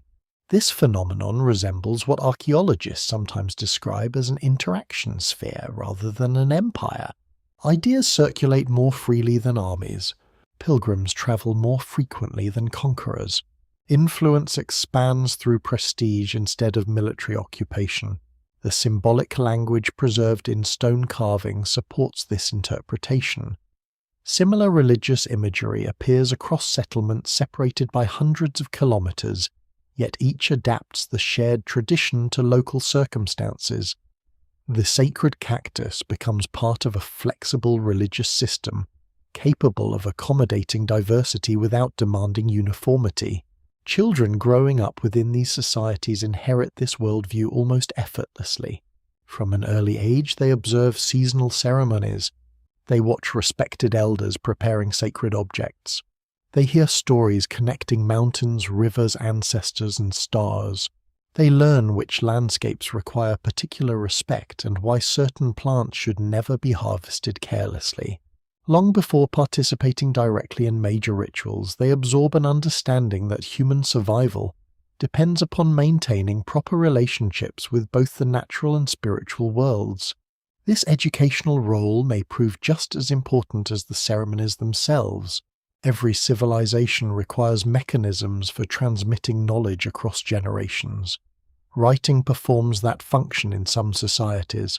Formal schools accomplish it in others.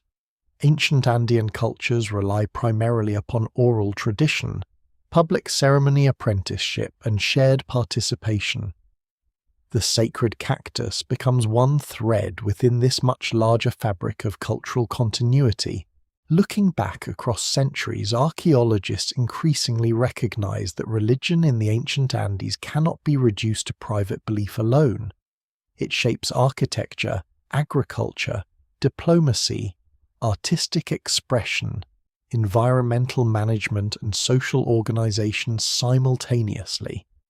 This sacred cactus occupies a surprisingly central position within this interconnected world, serving not as an isolated religious curiosity, but as one of the many living elements through which entire communities understand themselves and their place within an unpredictable landscape. Yet even the strongest traditions eventually encounter forces beyond their control. Climate begins to shift, political alliances fracture, new powers emerge while older ceremonial centers lose influence. The sacred cactus will survive these transformations, but the civilizations that once built magnificent temples around its rituals will not all endure. No civilization remains unchanged forever. Across the ancient Andes, ceremonial centers that once attracted pilgrims from hundreds of kilometers away eventually grow quieter. Monumental plazas that had echoed with music, ritual processions, and seasonal gatherings begin to see fewer visitors. Some temples continue serving local communities for generations. Others are carefully abandoned, partially dismantled, or gradually reclaimed by wind, rain, and vegetation. The sacred cactus survives these transitions, but the societies that first elevated it to such extraordinary spiritual importance enter periods of profound transformation. The reasons for these changes are rarely simple. Earlier generations of archaeologists often searched for a single dramatic explanation: a devastating earthquake, an invading army, or one catastrophic drought that brought entire civilizations to an abrupt end. Modern research paints a far more complicated picture. Societies rarely collapse overnight. Instead, they adapt, reorganize, fragment, and evolve over decades or centuries. Environmental pressures interact with political rivalries, demographic change, technological innovation, and shifting trade networks. No single explanation fully accounts for the disappearance of every ceremonial tradition or every ancient settlement. Climate is one of the most persistent influences. The Andes contain some of the world's most environmentally sensitive landscapes.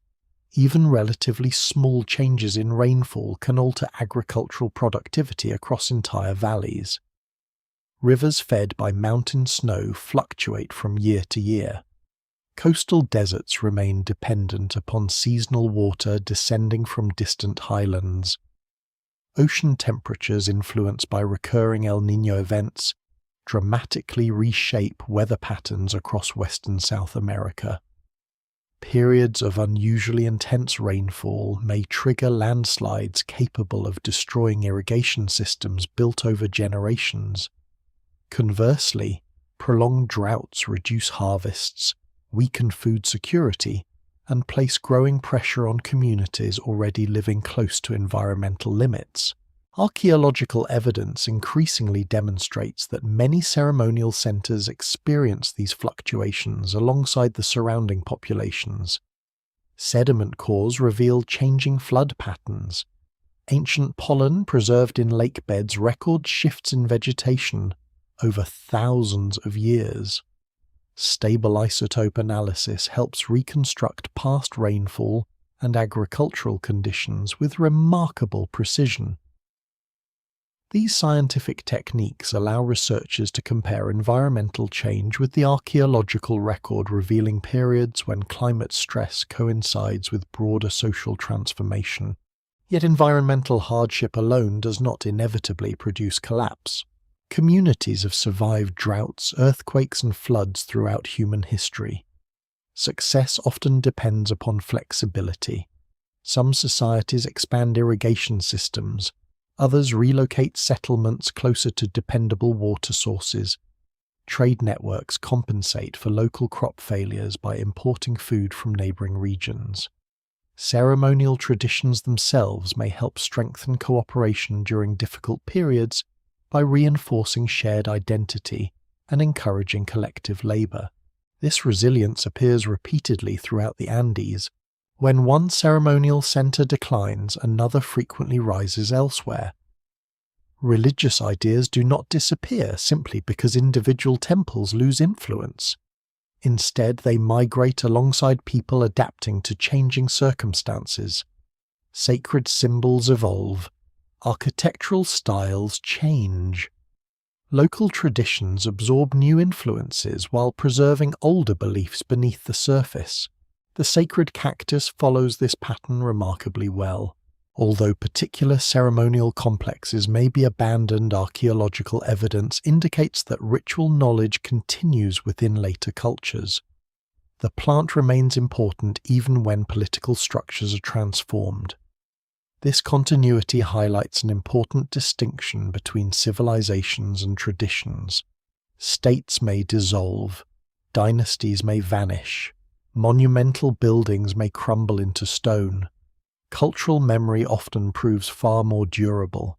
Trade networks also undergo significant reorganization during these centuries. Earlier ceremonial centers function partly because they occupy strategic locations connecting different ecological zones. Pilgrims, merchants, craftspeople, and ritual specialists converge there from many directions. As political priorities shift, however, new routes emerge while older ones lose importance. Settlements once positioned at the heart of regional exchange may gradually become isolated. Economic influence moves elsewhere, reducing the flow of visitors who help sustain large ceremonial institutions. At the same time, competition between neighboring societies becomes increasingly complex. Archaeologists have uncovered fortified settlements dating to later periods, suggesting that warfare grows more frequent in certain regions. Defensive walls appear where earlier ceremonial centers emphasize openness and pilgrimage. Weapons become more common in archaeological assemblages. Population movements increase as communities seek safer locations or more productive agricultural land. Scholars continue debating exactly how widespread organized conflict becomes. The evidence varies considerably between regions, reminding researchers that no single historical narrative fits the entire Andes.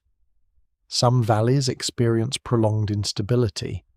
Others maintain relatively peaceful continuity for centuries. Local circumstances matter enormously. Religious traditions adapt accordingly. Rather than disappearing, ceremonies often become more localized. Instead of attracting pilgrims from vast territories, sacred practices increasingly serve individual communities. Ritual specialists remain respected, but their authority may become tied more closely to local leadership than to expansive regional networks. The sacred cactus continues to function as a bridge between human beings and the spiritual world, even if the scale of ceremonial gatherings changes dramatically. One fascinating aspect of this transformation is the deliberate preservation of older sacred places. Archaeologists frequently discover evidence that later societies continue visiting abandoned ceremonial centers long after their original builders have disappeared. Offerings are left beside ancient monuments. Small rituals continue within partially ruined temples. Burials are placed near structures already centuries old. These practices suggest that sacred landscapes retain spiritual significance, independent of the civilizations that first created them. Such continuity challenges modern assumptions about historical endings. From a contemporary perspective, it is easy to view the abandonment of a ceremonial center as the conclusion of its story. Ancient communities often think differently. A temple does not necessarily cease to be sacred simply because its original priests are gone. Mountains remain where they have always stood. Rivers continue flowing. Ancestors remain connected with particular places regardless of political change. Sacred memory becomes attached to the landscape itself. This perspective may explain why the sacred cactus tradition survives repeated cycles of cultural transformation. Unlike monuments requiring constant maintenance, the cactus continues growing naturally across its native habitat. Every new generation encounters the same distinctive green columns rising from rocky slopes. The plant does not depend upon kingdoms or priesthoods for its existence. As long as ecological conditions remain suitable, it persists quietly through centuries of political upheaval. Modern ecological studies emphasize another important factor. Many cactus species grow slowly and can live for decades. Some individual plants survive long enough to witness multiple human generations. Ancient ceremonial practitioners may harvest sections carefully while allowing the parent plant to continue growing. Such sustainable practices would help preserve local populations over remarkably long periods. Although direct archaeological evidence for ancient conservation methods remains limited, later indigenous traditions frequently emphasize respectful harvesting rather than complete removal. As larger regional powers begin emerging across the Andes, including societies that will eventually lead toward the great states of later centuries, they inherit landscapes already filled with sacred places, established pilgrimage routes, and enduring ceremonial traditions. They do not create these spiritual worlds from nothing. Instead, they build upon foundations laid thousands of years earlier by communities whose names are now largely forgotten. The sacred cactus enters this new era carrying an extraordinary legacy. It has already outlived numerous settlements, witnessed changing climates, survived shifting political alliances, and remained embedded within evolving religious traditions. Greater challenges still lie ahead, however. None will prove more disruptive than the arrival of strangers from across the ocean, whose beliefs, ambitions, and diseases will transform the ancient Americas in ways no earlier generation could possibly have imagined. For thousands of years, the sacred cactus survives environmental change, shifting alliances, and the gradual rise and fall of civilizations.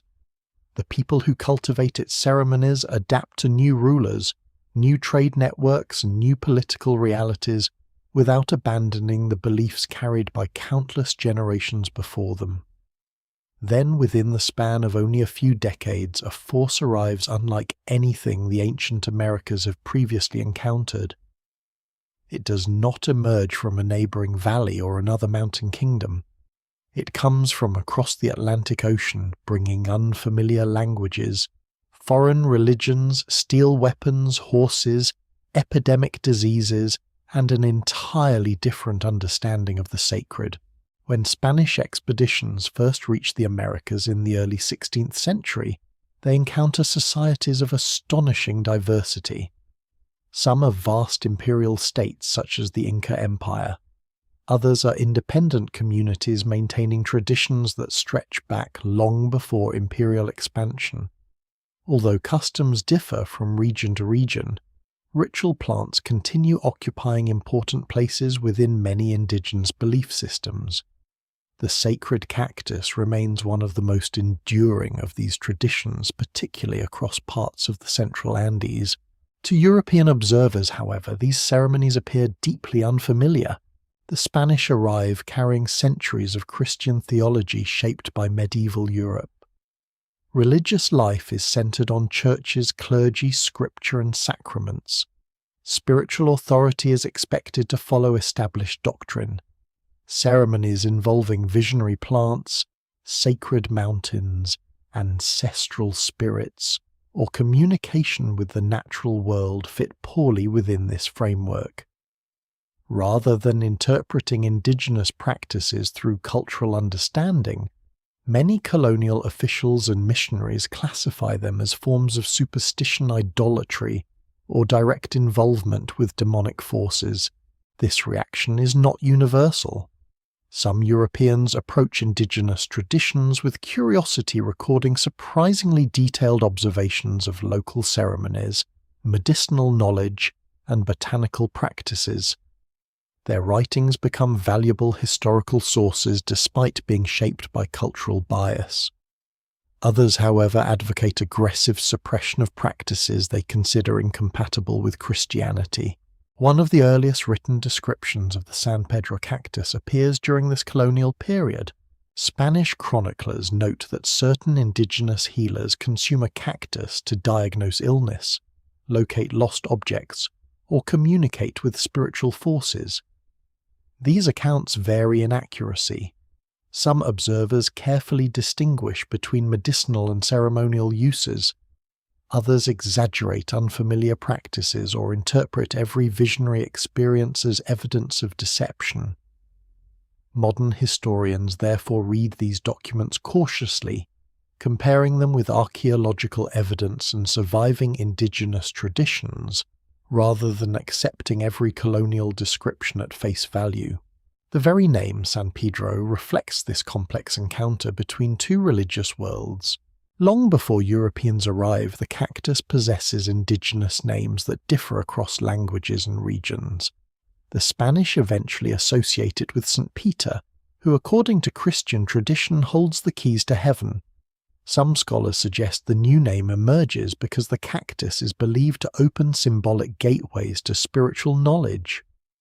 Whether this interpretation accurately reflects early colonial thinking remains debated, but the renaming itself illustrates a broader pattern. Indigenous traditions are frequently reinterpreted through Christian concepts rather than understood on their own terms. Missionary campaigns intensify throughout the 16th and 17th centuries. Churches are constructed atop or beside older ceremonial sites. Sacred objects are confiscated or destroyed. Public rituals honoring indigenous deities are prohibited in many regions. Colonial authorities establish legal penalties for individuals accused of practicing forbidden ceremonies. The goal extends beyond political control. It seeks the transformation of religious identity itself, yet suppression proves far more difficult than expected. Unlike monumental temples which can be dismantled stone by stone, ceremonial knowledge exists primarily within living communities. Songs are remembered, rituals are adapted. Sacred landscapes cannot simply be removed from the mountains where generations have encountered them. The cactus continues growing on rocky slopes regardless of colonial law. As a result, many traditions shift from public visibility into relative secrecy. Ceremonies that once involved large communal gatherings become smaller and more discreet. Trusted families preserve ritual knowledge within closely connected networks. Certain practices are performed at night or in isolated locations far from colonial settlements. Oral transmission becomes even more important because written records remain dangerous. Knowledge survives through memory rather than documentation. Anthropologists describe this process as cultural resilience rather than passive survival. Communities do not merely hide ancient beliefs unchanged, they actively adapt them to new circumstances. Christian symbols are sometimes incorporated into older ceremonial frameworks. Saints become associated with sacred mountains. Church feast days overlap with earlier seasonal observances. Indigenous healers may outwardly adopt Christian language, while privately preserving far older understandings of the landscape and the sacred cactus. This blending, often called religious syncretism, occurs throughout much of Latin America. Modern observers occasionally misunderstand syncretism as evidence that indigenous traditions disappear. In reality, it frequently represents a strategy for cultural continuity. Older beliefs remain alive beneath newly adopted forms. The outward appearance of ceremonies changes while deeper concepts concerning ancestors, sacred places and relationships with the natural world continue across generations. Colonial authorities are not unaware of these adaptations. Historical records contain repeated complaints from missionaries, frustrated by the persistence of indigenous practices despite decades of conversion efforts. Investigations are launched into remote communities suspected of maintaining traditional ceremonies. Confessions extracted under pressure sometimes mention ritual plants, sacred springs, mountain offerings, or nighttime gatherings beyond the reach of church supervision. Not all accusations accurately reflect reality. Fear, misunderstanding, and political conflict often shape colonial reports. Nevertheless, they reveal an important historical truth. Despite sustained suppression, many indigenous ceremonial traditions refuse to disappear. The sacred cactus also retains practical importance beyond strictly religious contexts. Traditional healers continue using botanical knowledge accumulated over centuries to treat injuries, digestive illnesses, inflammatory conditions, and other ailments. Much of this medicinal knowledge survives because communities depend upon local plants long before European medicine becomes widely accessible. Even individuals who gradually adopt Christian beliefs may continue seeking indigenous healers when conventional remedies prove ineffective. This combination of practical healing and spiritual significance makes the cactus especially difficult to eliminate. It is not merely a religious symbol. It is part of an entire system of environmental knowledge connecting people with local ecosystems. It teaches sustainable harvesting. It reinforces communal identity. It preserves ancestral memory. It provides healing practices refined over countless generations. Destroying one aspect without affecting the others proves nearly impossible. Meanwhile, the landscape itself continues protecting many traditions. The Andes remain immense, rugged, and difficult to control completely. Remote valleys, isolated villages, and high mountain communities preserve degrees of cultural independence unavailable in colonial administrative centers. Geography, which once helped create regional diversity, now becomes an ally in cultural survival. By the close of the colonial era, the ancient ceremonial world has been transformed beyond recognition. Great empires have fallen. Monumental temples stand abandoned or buried. Languages disappear. Populations decline catastrophically from introduced diseases. Yet the sacred cactus endures, not unchanged but unmistakably alive. Its ceremonies have become quieter. Its knowledge has become more carefully guarded. Its symbolism has absorbed new layers without surrendering its deepest roots. Against overwhelming historical pressure, one of the oldest sacred plant traditions in the Americas has accomplished something extraordinary. It has survived conquest, conversion, persecution, and centuries of profound cultural upheaval.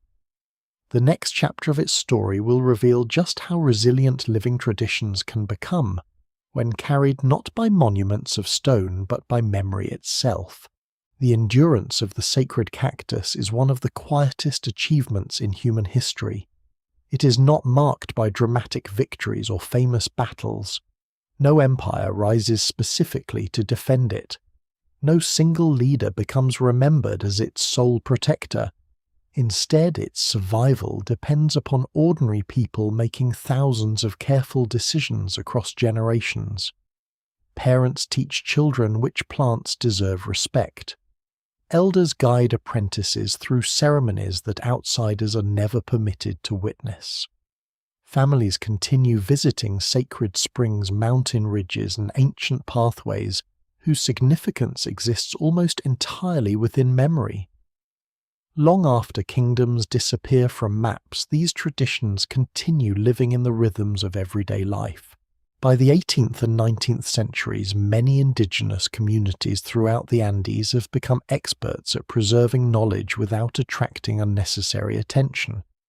Colonial administrations have weakened, political borders have shifted, and newly independent republics have emerged, yet indigenous peoples often remain marginalized within the societies forming around them. Their languages, agricultural systems, and religious practices continue to face pressure from outside influences. Nevertheless, cultural continuity proves remarkably resilient. One reason for this resilience is that sacred knowledge is rarely concentrated in a single place. A temple can be destroyed, a monument can be dismantled, a written library can burn, but knowledge distributed among hundreds of families across countless villages is far more difficult to erase. Anthropologists studying oral societies frequently emphasize this principle. Memory itself becomes an archive. Songs preserve historical events. Ceremonial sequences encode ecological knowledge. Stories explain the seasonal behavior of river stars, animals, and plants. Unlike written texts, these archives cannot be confiscated simply by seizing physical objects. They exist within living relationships between generations. The sacred cactus becomes part of this living archive. Children first encounter it not through scientific explanation but through observation. They watch respected elders harvest mature plants while leaving younger ones untouched. They notice offerings placed quietly beside springs or unusual rock formations. They hear stories explaining why certain mountains should never be approached carelessly. Over many years, they gradually learn that the cactus is neither an ordinary crop nor an object of casual curiosity. It belongs within a carefully maintained network of responsibilities connecting people with the land. This educational process unfolds slowly. Knowledge is not transferred all at once. Certain lessons are reserved for maturity. Others require direct participation in community life before they can be understood.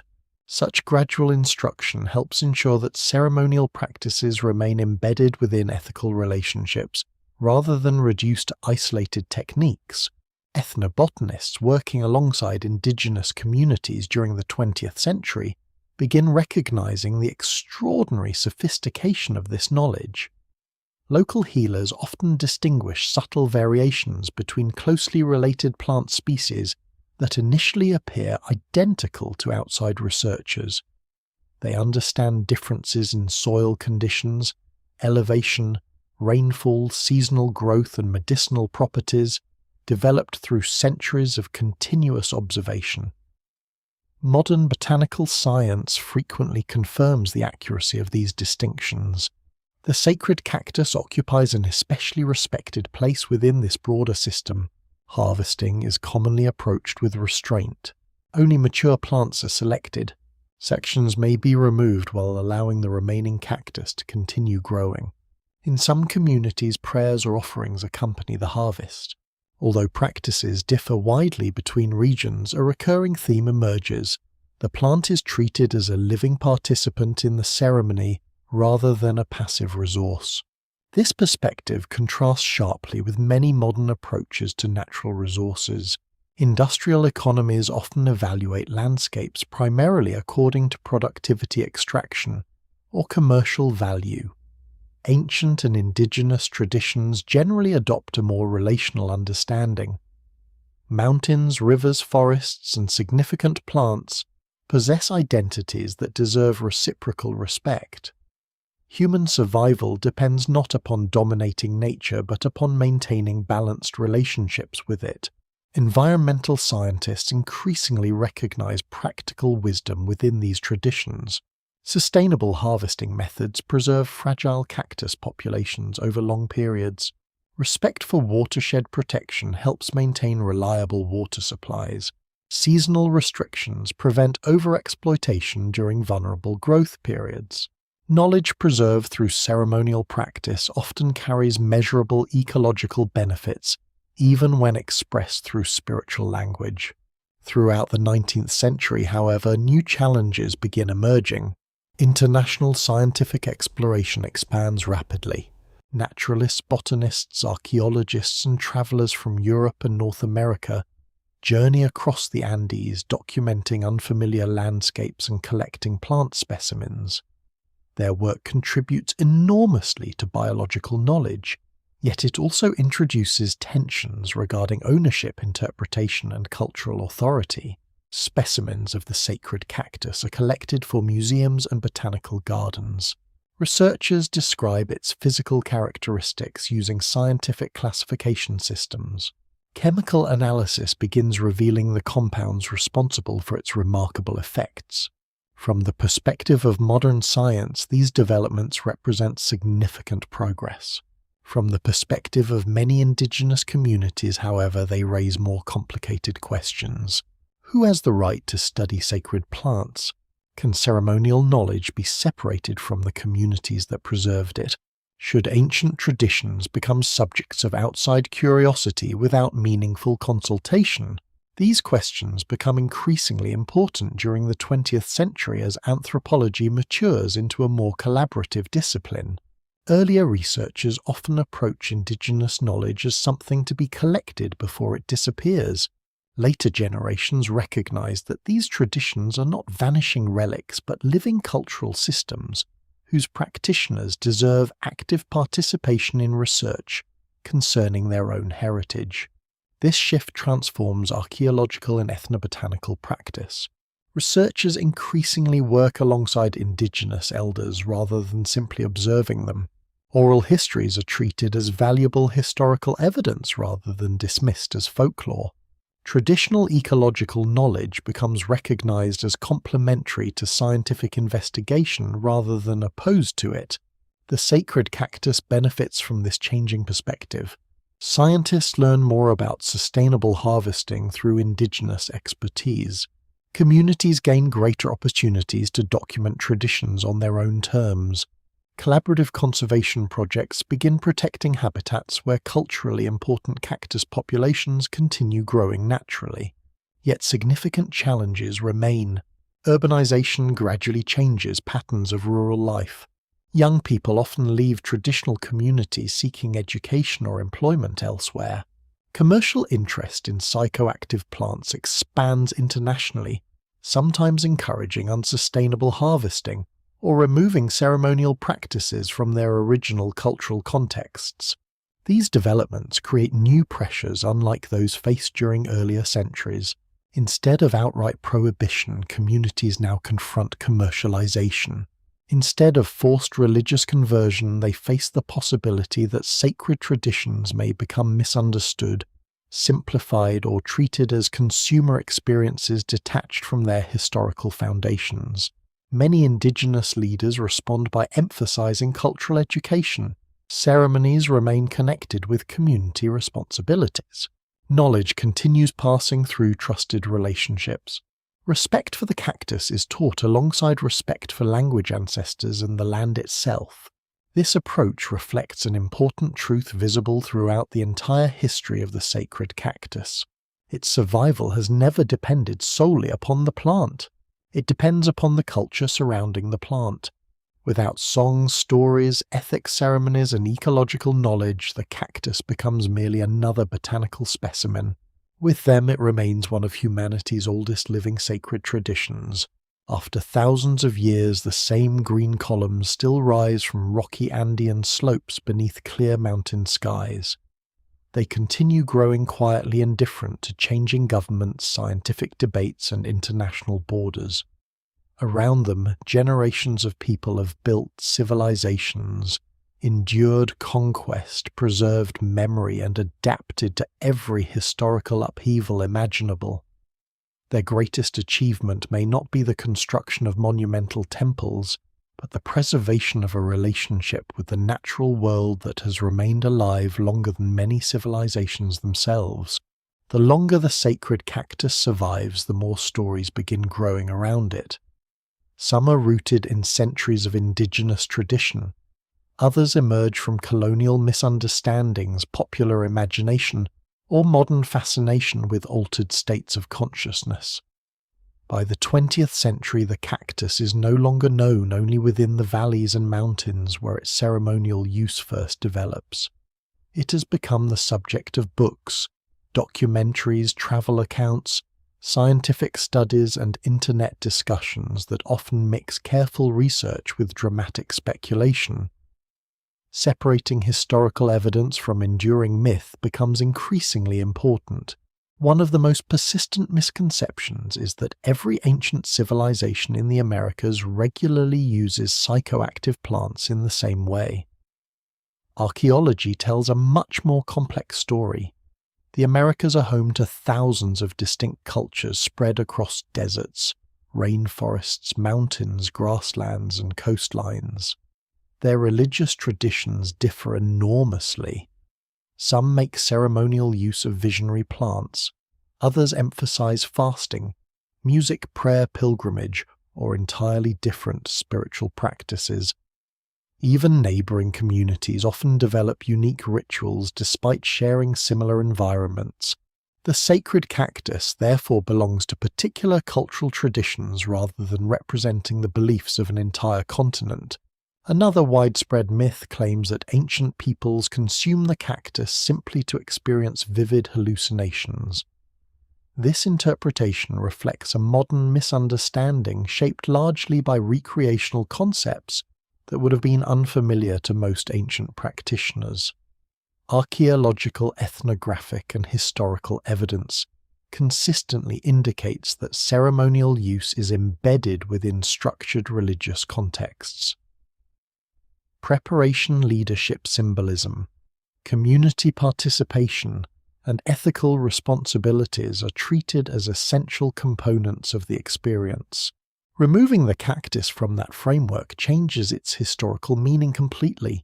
Anthropologists frequently observe that ceremonial participants rarely describe their experiences using language focused on entertainment or escape. Instead, they speak of healing guidance, reconciliation, gratitude, responsibility, and communication with the living landscape.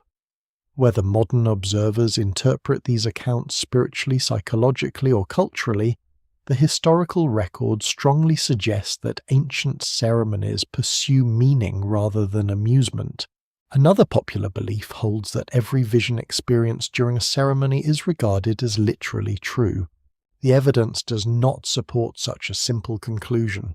Indigenous traditions often include experienced ceremonial leaders whose role involves helping participants interpret unusual experiences.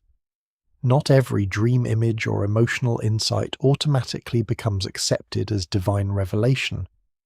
Cultural knowledge provides context, encouraging reflection, rather than unquestioning certainty.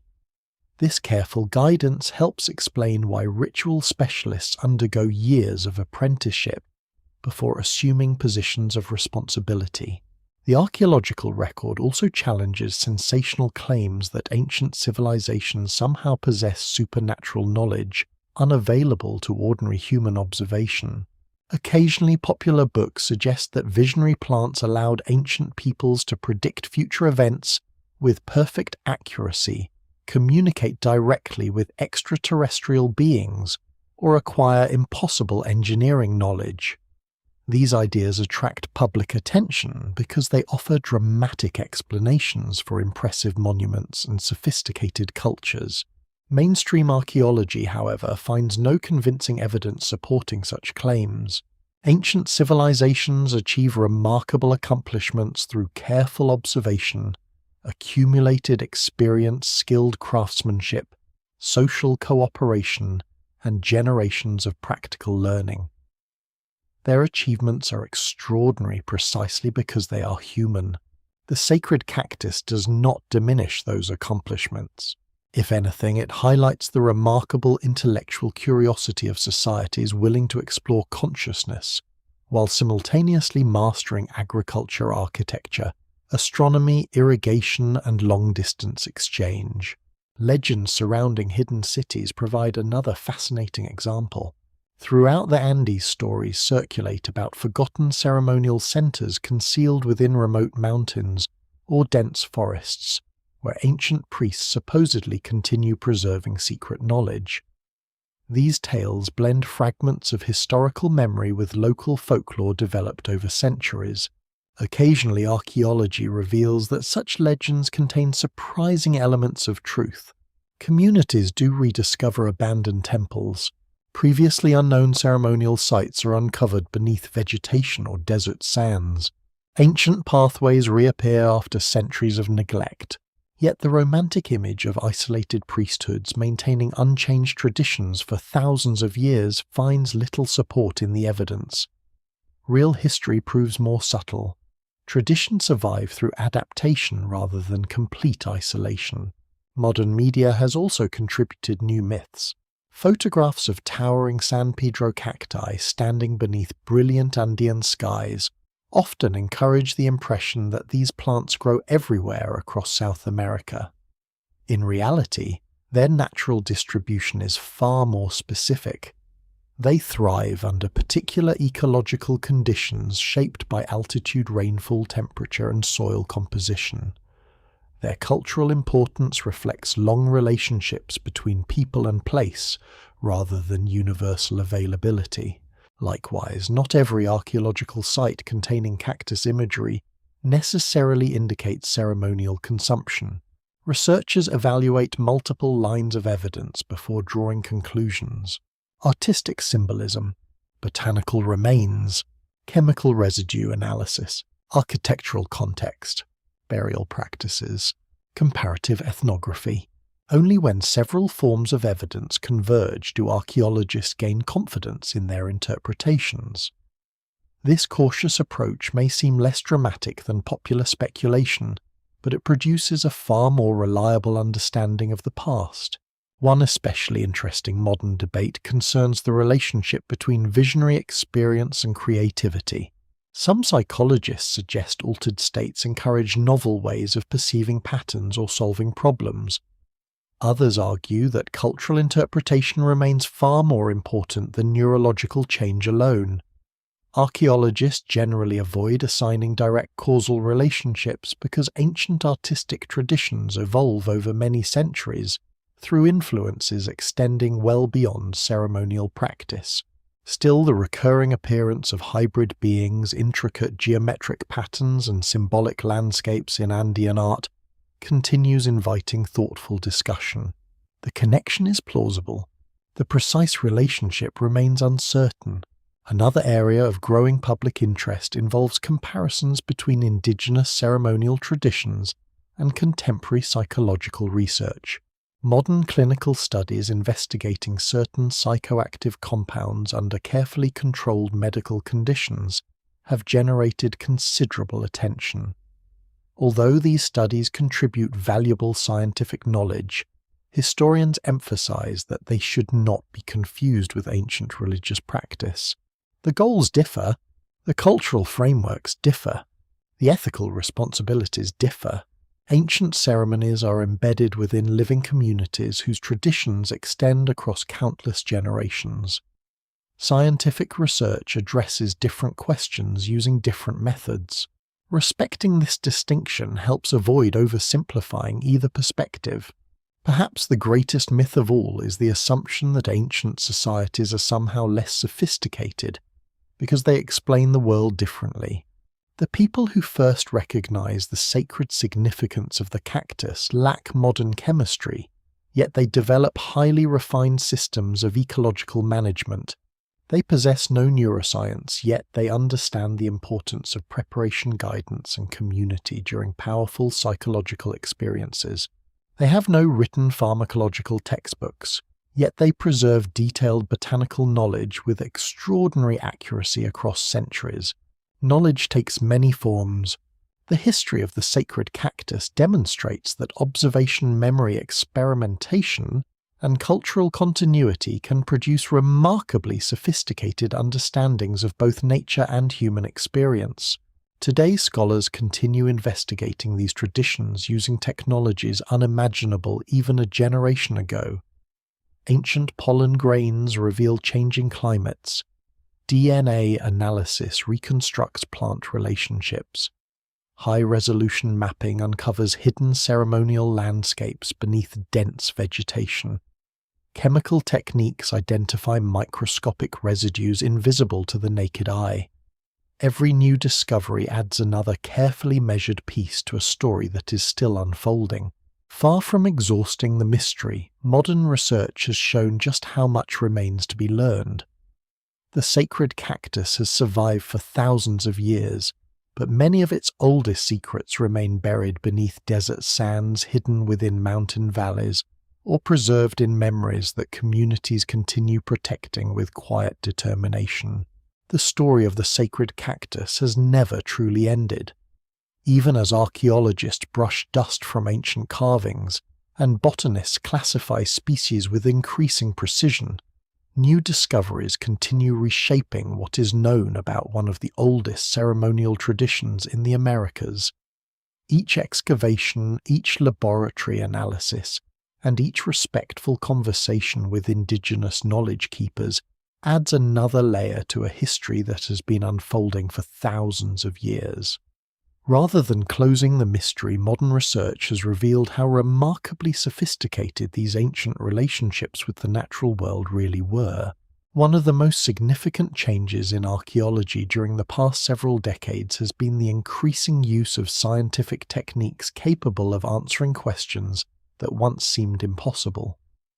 Earlier researchers often relied almost entirely upon architecture artifacts and artistic symbolism.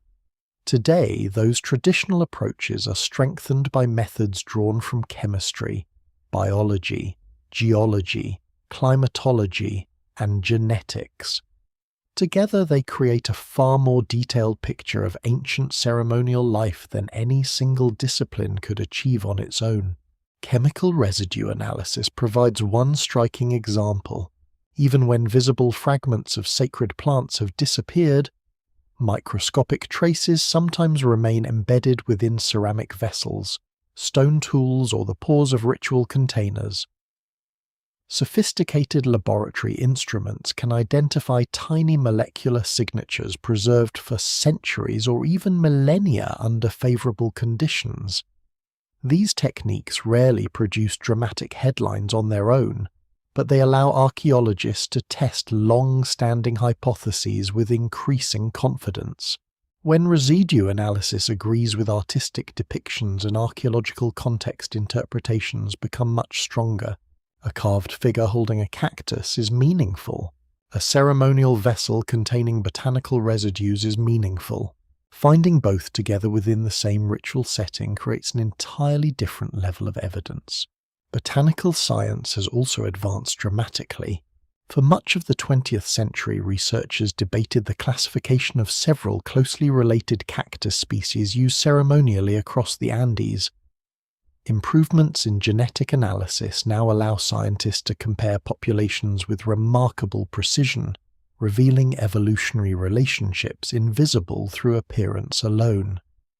These studies help distinguish natural variation from true biological differences, while also improving conservation strategies for wild populations. Conservation has become increasingly important. Unlike the ancient communities that harvest the cactus primarily for local ceremonial purposes, the modern world places entirely new pressures upon these plants. Growing international interest has increased demand. Habitat loss has reduced suitable growing areas in some regions. Road construction, urban expansion, mining, and agricultural development continue transforming landscapes that remain culturally significant to indigenous communities. Many cactus species grow slowly. Some require years before reaching maturity. Overharvesting can therefore damage local populations far more quickly than they are able to recover. In response, conservation biologists increasingly collaborate with indigenous communities, whose traditional harvesting practices have maintained sustainable populations for generations. This partnership represents an important shift. Rather than viewing indigenous knowledge as merely historical, scientists increasingly recognize it as an active source of ecological expertise. Traditional harvesters often understand local ecosystems at extraordinary levels of detail. They recognize subtle changes in rainfall patterns. They observe differences in flowering seasons. They identify signs of plant stress long before they become obvious to outside observers. Their knowledge complements scientific monitoring rather than competing with it. Satellite technology has transformed archaeological research as well. High-resolution imagery allows researchers to identify ancient pathways, irrigation systems, terraces, and ceremonial landscapes, extending across enormous regions. Some features become visible only from above, because centuries of erosion have blended them almost completely into surrounding terrain. What once required decades of exploration on foot can now be surveyed with remarkable efficiency before excavation even begins. In several Andean regions, these technologies have revealed that ceremonial centers are often connected through broader cultural landscapes, rather than existing as isolated monuments. Ancient roads link temples with mountain passes. Pilgrimage routes follow river valleys. Agricultural terraces extend towards sacred peaks. The sacred cactus fits naturally within this wider network, growing in environments already woven into systems of ritual movement and ecological knowledge. Climate science has contributed another important perspective. Ice cores extracted from Andean glaciers preserve tiny samples of ancient atmospheres, stretching back thousands of years. Sediments accumulating at the bottoms of lakes record changing rainfall, volcanic eruptions, vegetation shifts, and even periods of increased human activity. By comparing these environmental records with archaeological evidence, researchers reconstruct the conditions under which ceremonial traditions evolve. This work reinforces an important conclusion. Ancient societies are never static. They constantly adapt to changing climates, shifting resources, and evolving political relationships. The survival of the sacred cactus tradition becomes even more impressive when viewed against this background of continual environmental uncertainty. Modern anthropology has changed just as profoundly. Earlier generations of researchers sometimes approached indigenous communities primarily as subjects of study. Contemporary ethical standards increasingly emphasize collaboration, consultation, and shared decision-making. Communities participate in designing research projects. Sacred sites receive greater cultural protection. Sensitive ceremonial knowledge is respected rather than publicly disclosed without permission. This collaborative approach recognizes that archaeology is not simply about recovering ancient objects. It is also about respecting the living descendants whose cultural heritage those discoveries represent. Museums around the world are adapting as well. Collections assembled during earlier centuries are being re-examined in consultation with indigenous representatives. Objects once displayed purely as archaeological curiosities are increasingly interpreted within their original cultural contexts. Some ceremonial materials have even been returned to descendant communities through repatriation programs designed to correct historical injustices. These developments reflect broader changes in how the past itself is understood. The sacred cactus is no longer viewed only as an artifact of vanished civilizations. It is recognized as part of an unbroken cultural tradition extending into the present.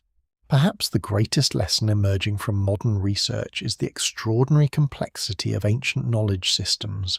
For many years, historians tended to separate science, religion, agriculture, medicine, and environmental management into distinct categories because modern institutions organized them that way.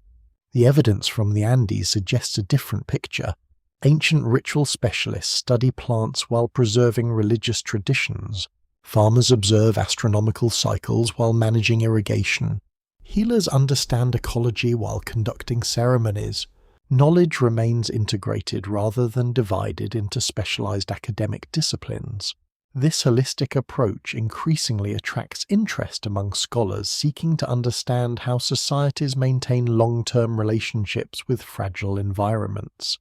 The sacred cactus serves as an ideal example because its history connects so many different fields at once: botany, neuroscience, archaeology, anthropology, ecology, religious studies, climate science. Each discipline contributes part of the answer. None provides the complete picture alone. After thousands of years, the cactus continues standing quietly on rocky slopes beneath the Andean sky, indifferent to changing scientific theories and political boundaries alike. Around it, researchers continue uncovering evidence that ancient peoples understood far more about their landscapes than earlier generations once imagined. Every carefully excavated temple, every preserved textile, every microscopic residue, and every remembered ceremony adds another thread to a story still unfolding. One that reminds us the deepest forms of knowledge are often those patiently accumulated across countless generations, living in respectful conversation with the natural world. After thousands of years, the sacred cactus still stands where stone meets sky. Winds that once swept past the first hunter-gatherers continue moving across the same ridges. Rivers still descend from glaciers into fertile valleys, before disappearing into the coastal desert.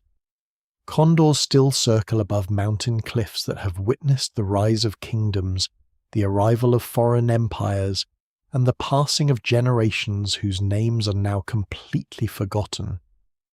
Through every chapter of that immense history, the cactus remains remarkably unchanged, quietly reminding anyone willing to look that some of humanity's longest relationships are formed not with monuments, but with living landscapes. Looking back across the archaeological record, one pattern becomes impossible to ignore. Civilizations leave behind impressive architecture, yet architecture alone rarely explains why those societies endure. Stone temples eventually crack. Irrigation canals fill with sediment. Roads disappear beneath centuries of erosion. Even the greatest ceremonial centers become ruins. What survives most consistently is knowledge carried by people themselves. Songs, stories, seasonal traditions, ecological understanding, and shared beliefs continue moving from one generation to the next, long after political systems have vanished. The sacred cactus embodies precisely that kind of continuity. Its history cannot be measured simply by the age of individual archaeological sites. It stretches across entire cultural landscapes, linking prehistoric hunter-gatherers with early ceremonial societies, influential religious centers like Chavin later, Andean civilizations, colonial communities struggling to preserve their identity, and indigenous peoples who continue honoring ancient traditions today. Few ceremonial practices anywhere in the world demonstrate such an extraordinary span of cultural resilience. This continuity also reshapes the way historians understand the ancient Americas. For many years, public attention focused primarily on spectacular ruins. Massive pyramids, monumental sculptures, and impressive engineering naturally captured the imagination. While these achievements deserve admiration, they represent only part of the story. Increasingly, archaeology reveals that the true strength of many ancient societies lies in their relationships with the environment surrounding them. The sacred cactus grows only because specific ecological conditions allow it to flourish. Mountain snow feeds rivers. Seasonal rains nourish rocky slopes. Pollinating insects and birds complete cycles that began long before human history. Ancient ceremonial traditions recognize this interdependence intuitively. Rather than separating humanity from nature, they place human life within a much larger living system, where every element influences the others. Modern environmental science often arrives at remarkably similar conclusions through entirely different methods. Healthy ecosystems depend upon complex relationships rather than isolated species. Water cycles connect distant landscapes. Climate influences biodiversity. Small ecological changes can produce consequences extending far beyond their original source. Although ancient ritual specialists explain these realities through sacred stories rather than scientific models, both perspectives emphasize connection rather than separation. Perhaps this is one reason the sacred cactus continues attracting attention today. It represents more than an unusual plant. It represents a way of seeing the world. Within that worldview, mountains are not empty stone. Rivers are not merely flowing water. Plants are not simply biological resources. Every landscape participates in an ongoing relationship with human communities, built upon respect, observation, and reciprocity. Whether one approaches that idea through archaeology, anthropology, ecology, or personal reflection, its historical significance remains undeniable. The cactus also reminds us how easily historical narrative can become distorted. For centuries, many observers dismissed indigenous knowledge as primitive superstition simply because it did not resemble European scientific traditions. Modern research has steadily overturned that assumption. Ancient Andean communities successfully farmed difficult mountain environments for centuries. They engineered sophisticated irrigation systems.